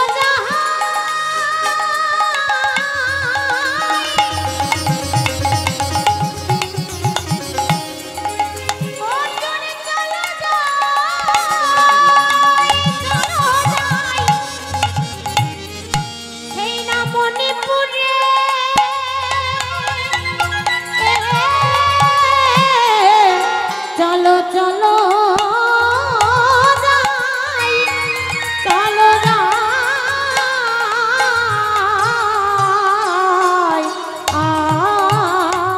আই অশ্বমেধ যজ্ঞে ঘোড়া যে ধরেছে অষ্টমের যজ্ঞের আহা ঘোড়া যে ধরেছে অর্জুন চলো চলো সেইখানে চলো চলো সেইখানে অর্জুন চলো চলো মণিপুরে চলো চলো মণিপুরে অর্জুন চলো চলো মণিপুরে চলো চলো মণিপুরে ভগবান অর্জুনকে নিয়ে আসছেন। আর এদিকে ভক্তমণ্ডলী ভক্তিমতী মায়েরা একটু লক্ষ্য করে দেখুন, এদিকে বব্রবাহন খবর পেয়েছে যে যুধিষ্ঠির অশ্বমেধ যজ্ঞের ঘোড়া ধরেছি, তাই কৃষ্ণ আসছে। কৃষ্ণ আসছে, তাহলে কৃষ্ণ আসছে, কৃষ্ণকে ধরলে আমি আমার বাবাকে জানতে পারবো। হরি বলে রাধে রাধে। ওমা, এখন ঘটনা চক্রে আপনারা বুঝতে পারছেন, সেই ঘোড়াটা ধরে মাকে চিত্রাঙ্গদা দেবীকে ছেলে দেখাচ্ছে যে দেখো মা, যুধিষ্ঠির অশ্বমেধ যজ্ঞের ঘোড়া ধরেছি, এই দেখো। মা চিত্রাঙ্গদা বলে উঠলো, খুব ভালো করেছিস বাবা, খুব ভালো করেছিস, খুব ভালো করেছিস, তুই আমার বীর পুত্র, তুই আমার সাহসী পুত্র, তাই ঘোড়াটা ধরেছিস, আমি খুব খুশি হয়েছি। কিন্তু হ্যাঁ রে বাবা, অশ্বমেধ যজ্ঞটা করছে কে? না মা, তাদের নামগুলো লেখা আছে, ঘোড়ার গলায় একটা দড়ি বাঁধা আছে, আর দড়িতে একটা তামার পাতা আছে, আর ওই তামার পাতার উপরে তাদের নাম লেখা আছে। দেখতো বাবা, কারা যজ্ঞ করছে, কাদের নাম লেখা আছে। তামার পাতাটা হাতে ধরে বব্রবাহন পড়ছে, যে প্রথমেই লেখা আছে ধর্মপুত্র যুধিষ্ঠির, তারপরে লেখা আছে দ্বিতীয় পাণ্ডব ভীম, আর তারপরেই লেখা আছে তৃতীয় পাণ্ডব অর্জুন। যেই বলেছে অর্জুন, অমনি চমকে উঠেছেন চিত্রাঙ্গদা দেবী, চোখগুলো ছলছল করছে, সারা দেহটা কাঁপছে, আর কাঁপা কাঁপা কণ্ঠে বলছে, ওরে ওরে বব্রু, তুই ওই ঘোড়াটাকে ছেড়ে দে বাবা, ছেড়ে দে, ওই ঘোড়াটাকে ছেড়ে দে বাবা, ছেড়ে দে, ছেড়ে দে। তোর বাবাও আমাকে ছেড়ে চলে গেছে, তুইও যদি চলে যাস আমি কাকে নিয়ে থাকবো, ছেড়ে দে বাবা, ছেড়ে দে। ছেলে বলল, ঘোড়াটা ধরবো না ছাড়বো সেটা পরের কথা, আগে তুমি আমাকে বলো মা, আমি যুধিষ্ঠির নাম বললাম তুমি চুপ করে শুনলে, আমি ভীমের নাম বললাম তুমি তাও চুপ করে শুনলে, আমি অর্জুনের নাম বলতেই তুমি চমকে উঠলে কেন? অর্জুন কে? কি পরিচয় অর্জুনের সাথে? অর্জুনের নাম বলতে তোমার চোখগুলো ছলছল করে উঠলো, তুমি কাঁপছ থরথর করে। সত্যিকারের বলো মা, অর্জুনকে আজ তোমাকে বলতে হবে, কি পরিচয় অর্জুনের সাথে তোমার? বলো মা, বলো। যদি তুমি না বলো, তোমার পায়ে মাথা ঠুকে আমি মরবো। চিত্রাঙ্গদা বললেন, ওরে ওরে বব্রু, আমি তোর বাপের কথা বলতে পারবো না বাবা। ছেলে বললেন, ঠাকুর ঘরে কেন, আমি তো কলা খাইনি। আমি বললাম অর্জুনকে, তুমি বলছো তোর বাপের কথা বলতে পারবো না, তাহলে অর্জুন কি আমার বাবা? অর্জুন কি আমার পিতা? বলো মা, বলো বলো, অর্জুন কি আমার পিতা? চুপ করে থেকো না মা, তোমার চোখের দিকে তাকিয়ে বুঝতে পারছি কোনো সম্পর্ক, কোনো সম্বন্ধ রয়েছে। বলো মা, বলো জননী, চুপ করে থেকো না, বলো। বুঝতে পেরে গেছি মা, অব্যক্ত বেদনা তোমার ভেতরে চাপা রয়েছে, তাই তুমি বলতে পারছো না। নিশ্চয়ই কোনো অতীতের স্মৃতি কোথাও না কোথাও তুমি প্রতিজ্ঞাবদ্ধ। কথা দিচ্ছি মা, যদি অর্জুন আমার জন্মদাতা হয়, ওই অর্জুনকে তোমার পাশে আমি দাঁড় করিয়ে দেব। অর্জুনকে তোমার পাশে দাঁড় করিয়ে দেব। ছেলে তার মাকে কথা দিচ্ছে। ছেলে কত বড় ধার্মিক, ছেলে কত বড় বীর। আপনারা সবাই শুনছেন, সবাই জানেন, মহাভারত আস্বাদন করেন যার। কিন্তু সমস্যা একটা প্রশ্ন থেকে যায় মা, ছেলে তো আমরাও এরকমই চাই। আমরাও তো চাই আমার ছেলে ট্যালেন্ট হোক, আমার ছেলে বুদ্ধিবাদী হোক, আমার ছেলে বিচক্ষণ হবে, আমার ছেলে আদর্শ ছেলে হবে। একথা তো সমস্ত মায়েরা বাবারাই চান। সবাই চান ছেলেটা যেন ভালো হয়, যেন বাবা মাকে ভক্তি করে, শ্রদ্ধা করে। কিন্তু ছেলে যেমন যেমন বড় হয়, ধারণাটা তেমন তেমন পাল্টে যায়। আচ্ছা, দোষটা কোনখানে? না, দোষটা হচ্ছে আমি যখন ছেলে চেয়েছিলাম, তখন ভগবানকে বলেছিলাম আমার ছেলে যেন আমাকে দেখে, আমার সেবা করে, আমি বুড়ো হয়ে গেলে আমার সেবা করবে, আমাকে খেতে দেবে। এই মিথ্যে একটা ধারণা নিয়ে আমি ভগবানের কাছে সন্তান চেয়েছি। ছেলে আপনাকে দেখবে না বাবা, আপনার ছেলে আপনাকে দেখবে না, আপনার জামাই আপনার নাতি আপনাকে দেখবে না। আপনাকে দেখবে কে? তত্ত্বদর্শী মহাজন বলছে, ও যে বেটার বাবা হতে সাধ কেন চিতে, বেটার বাবা হতে সাধ কেন চিতে, ওরে বেটার বাবা হতে সাধ কেন চিতে, বেটার বাবা হতে সাধ কেন চিতে, ওই বেটা কি তোরে করবে সুখী, বেটার বাবা হতে সাধ কেন, ওরে বেটা কি তোরে করবে সুখী, বেটার বাবা হতে সাধ কেন চিতে। ছেলে নয়, তাহলে কে দেখবে? ছেলেই যদি দেখতো, একটা নয়, দুটো নয়, পাঁচটা নয়, 10টা নয়, 100টা ছেলের বাবা মা ছিলেন গান্ধারী আর ধৃতরাষ্ট্র। আপনার একটা ছেলে, আপনি ভাবছেন আমি টেনশন মুক্ত, ছেলে আমাকে দেখবে। আর গান্ধারীর 100টা ছেলে, তাহলে তিনি কতটা টেনশন মুক্ত। কিন্তু ওই গান্ধারী গেছে কুরুক্ষেত্রের মাঠে, তার 100টা ছেলে মরে পড়ে আছে। দুর্যোধন, দুঃশাসন, দুঃসহ, দুঃসল, প্রমথ, দুর্মুখ, বিবিংসতি, বিকর্ণ, জলসন্ধ, সুলোচন, বিন্দু, অনুবিন্দু, দুর্ধর্ষ, সুবাহুক, দুষ্প্রদর্শ, দুমর্শন, দ্বিতীয় দুর্মুখ, দুষ্কর্ণ, কর্ণ, চিত্র, উপচিত্র, চিত্রাক্ষ, অদ্ভুত, চারু, চিত্রাঙ্গদ, দুর্মদ, অনন্তর, দুষ্প্রহস্য, বিভীৎসু, বিকট, শ্রম, উনর্নাভ, পদ্মনাভ, সুসেন, নন্দ, উপানন্দ, কণ্ডদর, মহোদর, চিত্রবাহু, চিত্রবর্মা, সুবর্মা, দুর্বিরোচন, আয়বাহু, মহাবাহু, চিত্রচাপ, সুকুণ্ডল, বলাকি, অগ্রজ, ভীমবেগ, ভীমবল, ভীমবিক্রম, ভীমস্বর, কনকায়ু, উগ্রায়ুধ, দৃঢ়ায়ুধ, দৃঢ়ক্ষত্র, দৃঢ়বর্মা, সমকীর্তি, অনুসন্দ, জরাসন্ধ, সত্যসন্ধ, সহস্রবাদ, উগ্রসেন, উগ্রসেবা, সেনানী, পণ্ডিতক, দৃঢ়হস্ত, সুহস্তক, বাতবেগ, বন্যাসী, সুবর্চা, আদিত্যকেতু, নাগদত্ত, নিশুঙ্গী, জানহ, কবচী, দণ্ডী, দণ্ডধর, অনুগ্রহ, উগ্র, আলুলোপ, অভয়, রৌদ্রবর্মা, বিরাবী, সুদীর্ঘলোচন, বুড়রু, কনকাঙ্গড, কুণ্ডক, চিত্রক, মহারথ। 100টা যার ছেলে, তার বংশে বাতি দিতে কেউ রইল না। আপনারা বলবেন মা চৈতালি তুমি এমন ছেলেগুলোর নাম বললে, তারা বাজে ছেলে, দুষ্টু ছেলে, নোংরা ছেলে।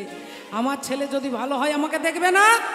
বলে চারি পুত্রের বাবা দশরথ রাজা, চারি পুত্রের বাবা দশরথের রাজা, চারি পুত্রের বাবা দশরথ রাজা, চারি পুত্রের বাবা দশরথের রাজা। দশরথ রাজার 4টে ছেলে, রাম, লক্ষ্মণ, ভরত, শত্রুঘ্ন, সব ভালো ছেলে, সব ভালো ছেলে, ট্যালেন্টেড ছেলে। কিন্তু সেই তার বাবার দুর্গতি কি হলো? ও যে বাসি মোড়া হয়ে রইল তেলে ভাজা, বাসি মোড়া হয়ে রইল তেলে ভাজা। রামের বাবার দুর্গতি হলো। এবার কৃষ্ণের বাবাকে দেখেছেন, যারা যারা কৃষ্ণকে চেনেন তারা কৃষ্ণের বাবাকেও চেনেন। দেখুন, কৃষ্ণ যার ছেলে, তার বাবা আছে কংসের জেলে। কৃষ্ণ যার ছেলে, তার বাবা আছে জেলে। ও যে বসুদেবের হলো কারাদণ্ড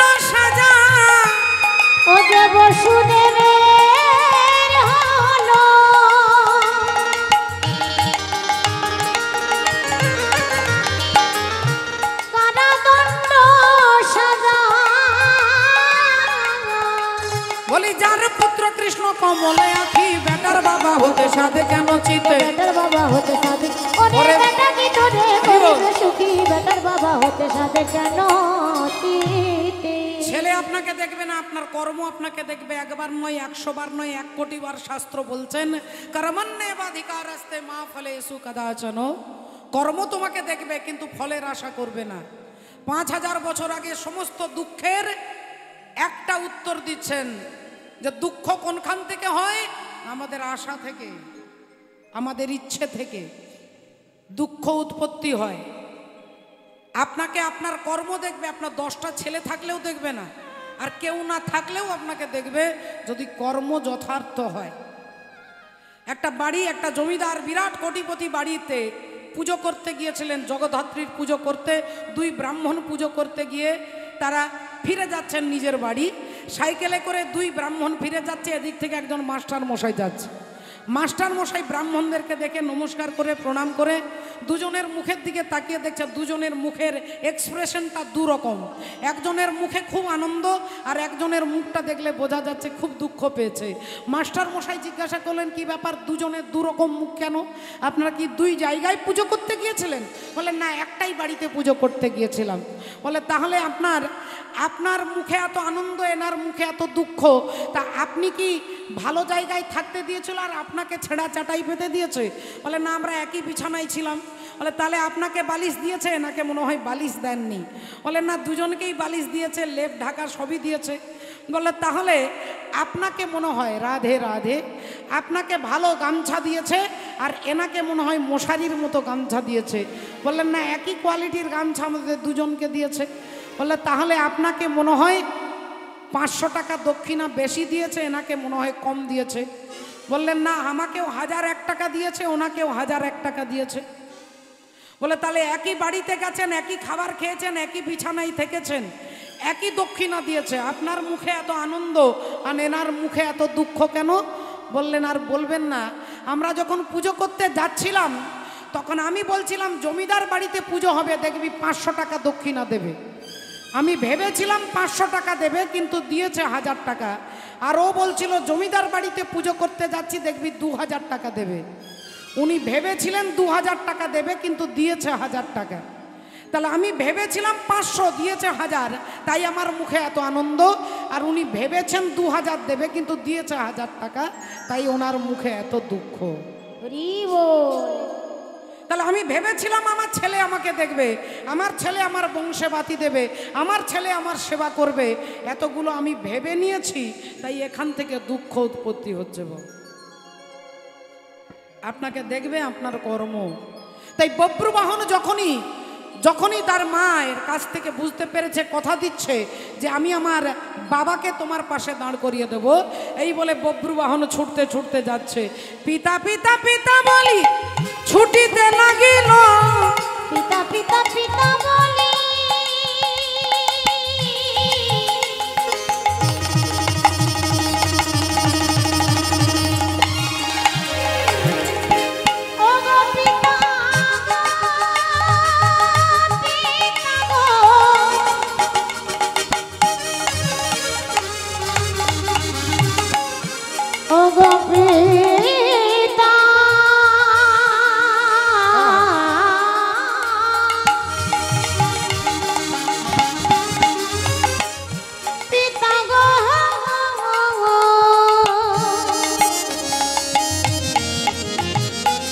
পিতা পিতা পিতা বলি ছুটিতে লাগিল, পিতা পিতা পিতা বলি ছুটিতে লাগিল।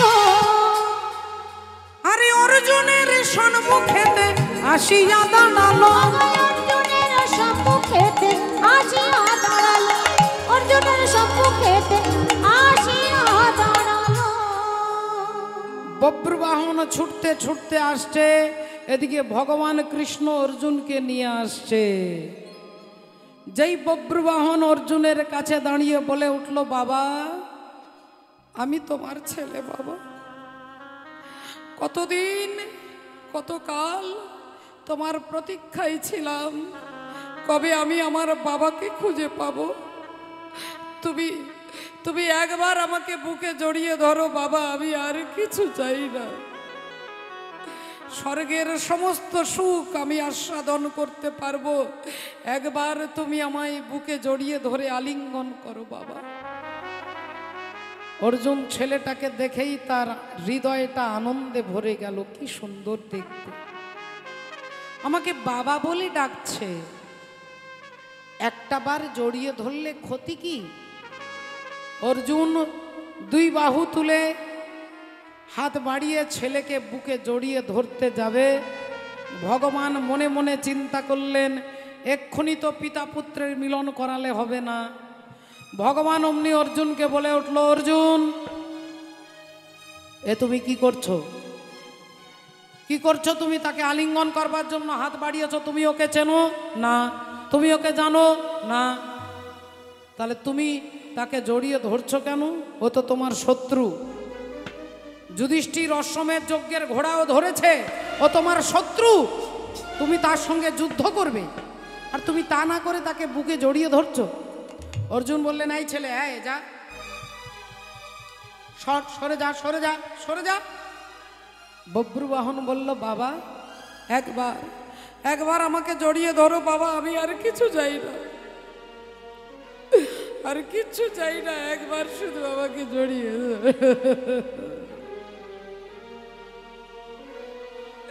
আমি আর কিছু চাই না বাবা। অর্জুন দুর্বল হয়ে পড়ছে, দুর্বল হয়ে যাচ্ছে মন থেকে। আবার ভাবছে একটা বার জড়িয়ে ধরলে ক্ষতিটা কি? আবার অর্জুন হাত বাড়িয়ে ধরতে যাবে, আবার ওর ভগবান বলে উঠলেন, অর্জুন তুমি বারবার দুর্বল হয়ে পড়ছো, তুমি তাকে জড়িয়ে ধরতে যাচ্ছ, তুমি বুঝতে পারছো না সে তোমার সঙ্গে চালাকি করছে, তোমার সঙ্গে ছলনা করছে, তোমাকে বাবা বলে আগে তোমাকে দুর্বল করে দিতে চাইছে, তাই সে তোমাকে বাবা বলে ডাকছে, আর অমনি তুমি তাকে ধরবার জন্য হাত বাড়িয়ে যাচ্ছ। ও তোমার শত্রু, তুমি দুর্বল হয়ে গেলে সে যুদ্ধে জিতে যাবে। এই ছেলে, যা বলছি যা, দূরে যা, খবরদার আমার কাছে আসবি না। বাবা আমি কিছু চাই না বাবা, এ রাজ্য চাই না, সুখ চাই না, ঐশ্বর্য চাই না, একবার তুমি আমাকে জড়িয়ে ধরো বাবা। না না না না, আমি তোর বাবা হতে পারি না, আমি তোর বাবা হতে পারি না বাবা, তুমি আমার বাবা, তুমি আমার পিতা। না, আমার মনে হচ্ছে তোর মা কোনো অসতী নারী, তোর মা কোনো অপবিত্রা নারী, কুলটা নারী। ছেলে কথা শুনেই বলে উঠলেন, অর্জুন তুমি আমার মাকে অপবিত্র বলেছ, তুমি আমার মাকে কুলটা বলেছ, কলঙ্কিনী বলেছ। এতক্ষণ আমি তোমার আলিঙ্গন পাওয়ার জন্য লালায়িত ছিলাম, আমি প্রতিজ্ঞা করে বলছি, যে মুখ দিয়ে তুমি আমার মাকে অসতী বলেছ, তোমার দেহ থেকে মুন্ডটাকে আমি বিচ্ছিন্ন করে দেব, তোমার মুন্ড থেকে দেহটাকে বিচ্ছিন্ন করে দেব।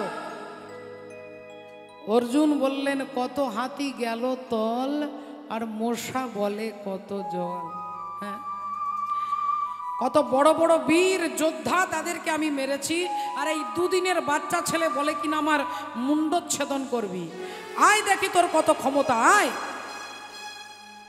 বব্রুবাহন তীরটাকে তুলে দাঁড়িয়েছেন, আর অর্জুন গাণ্ডীব ধনুকটাকে নিয়ে দাঁড়িয়েছে। অর্জুন একটা তীর যেই ছুঁড়ে মেরেছে,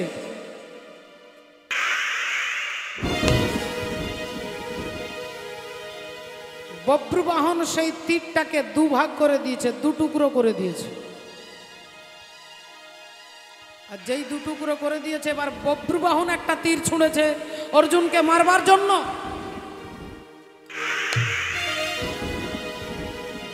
অমনি অর্জুন তার তীরটাকে দুভাগ করে দিচ্ছে। যখন অর্জুন তীর ছুঁড়ছে তখন বব্রুবাহন ভেঙে দিচ্ছে, যখন বব্রুবাহন তীর মারছে তখন অর্জুন ভেঙে দিচ্ছে। কেউ কাউকে হারাতে পারছে না, কেউ কাউকে মারতে পারছে না, কেউ কারোর সঙ্গে পারছে না। অর্জুন ভাবছে একই একটা দুদিনের বাচ্চা ছেলের সঙ্গে আমি পারছি না, আর বব্রুবাহন ভাবছে আমি আমার প্রতিজ্ঞা রক্ষা করতে পারছি না। দুজনেই চিন্তা করছে। এমন সময় বব্রুবাহনের পেছনে কাঁধে হাত দিয়ে দাঁড়িয়েছেন কে? গঙ্গে গঙ্গে মা গঙ্গে গঙ্গে গঙ্গে মা গঙ্গে, গঙ্গে গঙ্গে মা গঙ্গে, গঙ্গে গঙ্গে মা গঙ্গে, গঙ্গে গঙ্গে মা গঙ্গে, গঙ্গে গঙ্গে মা গঙ্গে। হে মা সুরেশ্বরী গঙ্গে, হে মা সুরেশ্বরী গঙ্গে, মা হে মা সুরেশ্বরী গঙ্গে। হে গঙ্গে গঙ্গে মা গঙ্গে, গঙ্গে গঙ্গে মা গঙ্গে, গঙ্গে গঙ্গে মা গঙ্গে, গঙ্গে গঙ্গে মা গঙ্গে, গঙ্গে গঙ্গে মা গঙ্গে, গঙ্গে গঙ্গে মা গঙ্গে। পতিত পাবনী গঙ্গা দেবী বললেন, বাবা বব্রু, তোমার পিতা অর্জুনকে আমি অভিশাপ দিয়েছিলাম, একদিন তুমি তোমার ছেলের হাতে মরবে, এই অভিশাপ আমারই দেওয়া। তাই তুমি অর্জুনকে মারতে পারবে না যতক্ষণ আমি সাহায্য না করি। তাই আমি গঙ্গা দেবী, আমি গঙ্গা বান হয়ে তোমার হাতে ধরা দেব, আর ওই বান দিয়ে তুমি অর্জুনের মুন্ডচ্ছেদন করবে। এই বলে গঙ্গা দেবী বান হয়ে বব্রুবাহনের হাতে ধরা দিল, আর বব্রুবাহন ওই তীরটাকে নিয়ে অর্জুনের মাথাটাকে লক্ষ্য করে ছুঁড়ে দিলেন।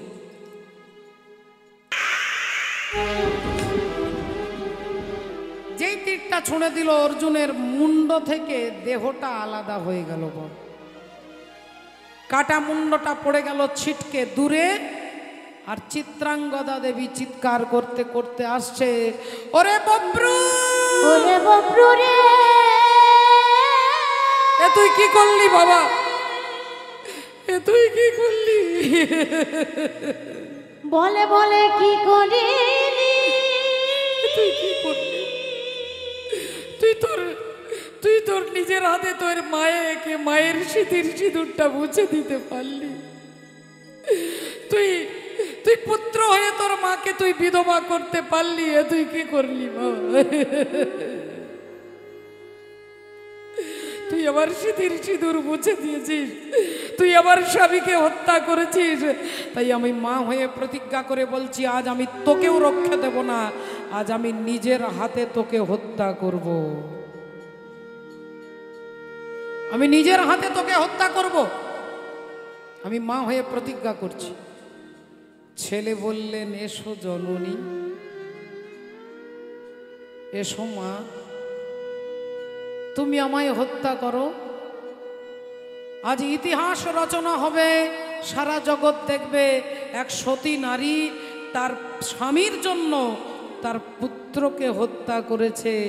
আমার মৃত্যু হবে না মা, আমি অমর হয়ে যাব, তুমি আমায় হত্যা করো মা। না না, আমি তোর কথা শুনে দুর্বল হব না, আমি তোকে হত্যা করব। চিত্রাঙ্গদা দেবী তলোয়ার নিয়ে পুত্র বব্রুবাহনকে মারতে যাবে, আর অমনি এমন সময়ে মার ছেলের মাঝখানে যুগে যুগে তুমি এলে ধরাতে, যুগে যুগে তুমি এলে ধরাতে, ওগো রাখিতে ভক্তের মা, রাখিতে ভক্তের মা। যুগে যুগে তুমি এলে ধরাতে, যুগে যুগে তুমি এলে ধরাতে, রাখিতে ভক্তের রাখিতে ভক্তের মান, রাখিতে ভক্তের মান, রাখিতে ভক্তের মান। শ্রদ্ধেয় ভক্তমণ্ডলী, ভক্তিমতী মায়েরা, ভগবান শ্রীহরির সামনে দাঁড়িয়ে বললেন, দেবী চিত্রাঙ্গদা, মিছে অকারণ ছেলের ওপরে ক্রোধ করে কিচ্ছু লাভ হবে না। তোমার স্বামী অর্জুনকে অভিশাপ দেওয়া আছে, একদিন ছেলের হাতে তিনি মরবে। তাই এটা দরকার ছিল, এটা প্রয়োজন ছিল, তাই বব্রুবাহনের হাতে অর্জুনের মৃত্যু হয়েছে। আমি জানি তুমি সতী নারী, তুমি পবিত্রা নারী, তাই তোমার মর্যাদা রক্ষা করবার জন্য কথা দিচ্ছি, তোমার স্বামীকে আমি বাঁচিয়ে দেব, তোমার স্বামীকে বাঁচিয়ে দেবো। তাই যাও বব্রু, এক্ষুনি যাও পাতালে গিয়ে উলুপি নাগের মাথার মণিটাকে চেয়ে নিয়ে এসো, আমি তোমার বাবাকে বাঁচিয়ে দেবো, যাও। অমনি ছুটতে ছুটতে বব্রু যাচ্ছে, ছুটিতে ছুটিতে বব্রু পাতালেতে গেল। আহা ছুটিতে ছুটিতে বব্রু পাতালেতে গেল। ওগো ছুটিতে ছুটিতে বব্রু পাতালেতে গেল। ছুটিতে ছুটিতে বব্রু পাতালেতে গেল। উলুপির মাথার মণি মাগিয়া লইল। উলুপের মাথার মণি মাগিয়া লইল। উলুপের মাথার মণি মাগিয়া লইল। উলুপি নাগের মাথার মণিটা এনে ভগবানের হাতে দিয়েছে। ভগবান মণিটা নিয়ে অর্জুনের ধড় আর মুন্ডটাকে একত্রিত করে যেই মণিটা ছুঁয়ে দিল, বলি যেমন ছিল তেমনি হলো। যেমন ছিল তেমনি হলো। যেমন ছিল তেমনি হলো। যেমন ছিল তেমনি ও হলো। যে মরাই অর্জুন বেঁচে উঠিল। যেমন ছিল তেমনি হলো। মরাই অর্জুন ওগো যেমন ছিল তেমনি হলো। মরাই অর্জুন বেঁচে উঠিল। যেমন ছিল তেমনি হলো। মরাই অর্জুন বেঁচে উঠিল। বলি যেমন ছিল তেমনি হলো। যেমন ছিল তেমনি হলো। ওগো উলুপির মাথার মণি মাগিয়া লইল। উলুপের মাথার মণি মাগিয়া লইল। উলুপের মাথার মণি মাগিয়া লইল। শ্রদ্ধেয় বাবা ঠাকুর, ভক্তিমতী মায়েরা, একটু লক্ষ্য করে দেখুন আপনারা। ভগবান বলছেন যে আমার কৃপা ছাড়া মায়া মেতাং তারন্তিতে, ভগবানের মায়া, ভগবানের কৃপা ছাড়া কেউ বুঝতে পারবে না। ভগবানের মায়া, ভগবানের কৃপা ছাড়া কোনো পণ্ডিত, কোনো ভাগবত তত্ত্ববেত্তা এ জগতে কেউ বুঝতে পারবে না। রাধে রাধে। যদি বলেন প্রমাণ, একদিন দেবর্ষী নারদ ভগবান শ্রীকৃষ্ণের কাছে গিয়ে, ভগবান সেই সময় বিকেলবেলায় বেড়াতে যাবে, রথে চেপেছে, একটু বিকেলবেলায় ভ্রমণ করতে যাবে। অর্জুন হরি বল নারদ মুনির সামনে দাঁড়িয়ে বললেন, ঠাকুর কোথায় যাচ্ছ? না একটু বেড়াতে যাচ্ছি। না প্রভু, তুমি যখন বেড়াতে যাচ্ছ চলো তোমার সঙ্গে বেড়াতে যেতে যেতে দুটো কথা বলবো। নারদ মুনিও রথে চেপেছেন। এইবার কথা বলতে বলতে নারদ বলছেন ভগবানকে যে প্রভু, তোমার মায়া নাকি জগতে কেউ বুঝতে পারে না, তা তোমার মায়াটা কীরকম আমাকে একটু দেখিয়ে দাও। আজ আমি তোমার মায়াটা দেখতে চাই, তোমার মায়া কীরকম আমাকে দেখিয়ে দাও। ভগবান বললেন, এখন বেড়াতে যাচ্ছি, এখন কি আর এসব মুড আছে? এখন ঘুরবো, এখন একটু গায়ে বাতাস লাগাবো, ফুল ফল দেখবো, আর তুমি বলছো আমার মায়া দেখাও। এখন হবে না, কোনো এক সময় কথা দিচ্ছি আমার মায়া তোমাকে দেখিয়ে দেবো, তবে এখন দেখাতে পারবো না। এই বলে ঘুরতে ঘুরতে রথ চলতে চলতে চলতে একটা নগরে চলে এসেছে। নগরের চারিদিকে গাছপালা, ফুল ফলের গাছ, পাখির কলতান, নদী, সুন্দর ঝর্ণার জল, অপূর্ব সুন্দর গ্রামটা দেখেই ভগবান রথ থেকে নেমে, নারদ মুনিও নেমেছেন। একটা গাছের তলায় বসে ভগবান বললেন, নারদ আজকে সকাল থেকে জল খেতেই ভুলে গেছি, একটু আমার জন্য জল নিয়ে এসো তো। ভগবান গাছের তলায় বসে আছে, নারদ কমণ্ডল হাতে নিয়ে জল আনতে খুঁজতে খুঁজতে গ্রামের ভেতরে ঢুকেছে। গ্রামের কিছু দূর যেতেই দেখছে একটা বিরাট বড় কুয়ো, আর কুয়োর মধ্যে অনেক রমণী জল নিচ্ছে। নারদ মুনি সেই রমণীদের কাছে গিয়ে দাঁড়িয়েছে। একজন মা যেই ঘোমটাটা খুলে তাকিয়েছে নারদের দিকে, নারদ মুনি তার দিকে তাকিয়ে অবাক হয়ে গেছে। এত সুন্দর দেখতে, এত অপূর্ব সুন্দর দেখতে। নারদ মুনির সঙ্গে সঙ্গে মায়ায় মোহিত হয়ে বলে উঠলেন, তোমাকে আমি বিবাহ করতে চাই। তিনি বললেন, দেখুন আমি তো, আমার বাবা আমার মালিক, আমার বাবা না চাইলে তো বিয়ে হবে না, আপনি আমার বাবাকে বলুন। নারদ মুনি তার বাবার কাছে এসে বলছে, আমি নারদ আপনার মেয়েকে বিয়ে করতে চাই। বললেন, এটা তো আমার মেয়ের সৌভাগ্য, 14 পুরুষের কপাল ভালো, আপনার সঙ্গে আমার মেয়ের বিয়ে হবে। বিয়ে দিয়ে দিলেন। বিয়ে হয়ে গেল। বিবাহের 3 বছর পরে একটা ছেলে হলো, তার 2 বছর পরে একটা মেয়ে হলো। নারদ মুনি সেই রাজ্যের রাজা হয়ে গেল। শ্বশুর মশাই মারা গেল, রাজা হয়ে গেল নারদ মুনি।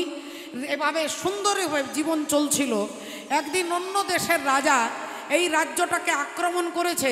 এখন নারদ মুনি তো ঝগড়া যুদ্ধ কিছু বোঝে না বাবা, যুদ্ধ করতে তো তিনি জানে না। তিনি যে অন্য রাজ্য আক্রমণ করবে, তাই স্ত্রী পুত্র কন্যাকে নিয়ে রাতের অন্ধকারে রাজ্য ছেড়ে ছুটতে শুরু করেছে। ছুটতে ছুটতে চলতে চলতে চলতে গভীর রাত্রি হয়ে গেছে। একটা নদীর পাড়ে এসে, গঙ্গার পাড়ে এসে একটা মাঝিকে বলছে, আমাদেরকে পার করে দাও, আমাদের গায়ে যত গয়না আছে তোমাকে দিয়ে দেবো। মাঝি এখন নৌকোতে চাপিয়েছে। ছেলে, মেয়ে, স্ত্রী, দেবর্ষি, নারদ, এই চারজনে মিলে নৌকোয় চেপেছে। মাঝি নৌকো করে নিয়ে যাচ্ছে। কিছু দূর যেতে না যেতেই নৌকো উল্টে গেছে, সব জলে পড়ে গেছে। এইবার নারদ মুনি একবার ছেলেকে ধরছে, মেয়ে তখন বলছে বাবা আমাকে বাঁচাও। যখন মেয়েকে ধরছে তখন স্ত্রী বলছে আমাকে বাঁচাও। একবার স্ত্রীকে ধরছে, একবার ছেলেকে ধরছে, একবার মেয়েকে ধরছে। অনেক চেষ্টা করেও কাউকে বাঁচাতে পারলো না, সব জলে ভেসে চলে গেল। নারদ মুনি সাঁতার দিয়ে এপার থেকে ওপারে এসে গালে হাত দিয়ে বসে বসে কাঁদছে আর বলছে, ঠাকুর তুমি আমার সব কেড়ে নিলে, আমার স্ত্রী, আমার পুত্র, আমার কন্যা সব কিছু কেড়ে দিয়েছো, আমাকে নিঃস্ব করে দিয়েছো, রিক্ত করে দিয়েছো। কপাল চাপড়াচ্ছে আর কাঁদছে, চাপড়াচ্ছে আর কাঁদছে। আর ভগবান পেছন থেকে কাঁধে হাত দিয়ে বলল, নারদ আমার জল কোথায়? 1 ঘন্টা আগে তুমি জল খুঁজতে গিয়েছিলে, এখনো জল পাও? নারদ মুনি বললেন 1 ঘন্টা? 1 ঘন্টায় আমার বিয়ে হলো, আমার ছেলে হলো, আমার মেয়ে হলো, আমি রাজা হলাম, সব 1 ঘন্টা? ভগবান বললেন, সব 1 ঘন্টার খেল। তুমি আমার কাছে মায়া দেখতে চেয়েছিলে, আমি তোমাকে মায়াটা দেখিয়ে দিলাম যে আমার মায়াতে দেবর্ষি নারদের মতো পণ্ডিত ব্যক্তিকেও কপাল চাপড়ে কাঁদছে যে আমার পুত্র, আমার স্ত্রী, আমার ঘর, আমার বাড়ি, আমার জমি। কিন্তু বাবা ঠাকুর সব মায়াবদ্ধ জীব আমরা, তাই আমার আমার আমার আমার করি। তত্ত্বদর্শী মহাজন বলছেন, মায়াবদ্ধ বলেই আমরা আমার করি, যেদিন মায়া মুক্ত হব সেদিন বলবো তোমার, সেদিন বলবো তোমার। রাধে রাধে। তাই ভগবানের মায়া, ভগবানের কৃপা ছাড়া কেউ বুঝতে পারে না। একবার সবাই মিলে বলবো, বলো ভগবান কৃষ্ণচন্দ্র কি। এখানে মায়েরা আছেন, বাবারা অনেক কম আছেন, মায়েদের সংখ্যা বেশি। আমি এখানে দেখবো মায়েদের ভোল্টেজ বেশি না বাবাদের ভোল্টেজ। আমি বলবো রাধা রানী কি, আপনারা শুধু জয় বলবেন। প্রথমে মায়েরা, পরে বাবারা বলবেন। মায়েদের জন্য শুরু হচ্ছে, বলো রাধা রানী কি। ও মা গো, 444 ভোল্ট, এত 24,000 ভোল্টেজে কথা বলে। তাহলে মায়েদের শুনলাম, এবার বাবাদের জন্য, দাদাদের জন্য, বাবাদের জন্য, ভাই যারা যারা রয়েছেন, এবার আপনাদের জন্য বলো রাধা রানী কি। এ তো 26,000 ভোল্টেজে। হ্যাঁ, হরি বল, হরে, এটা চিটিংবাজি করেছে আর কি। সবাই মিলে বলবো, বলো রাধা রানী কি।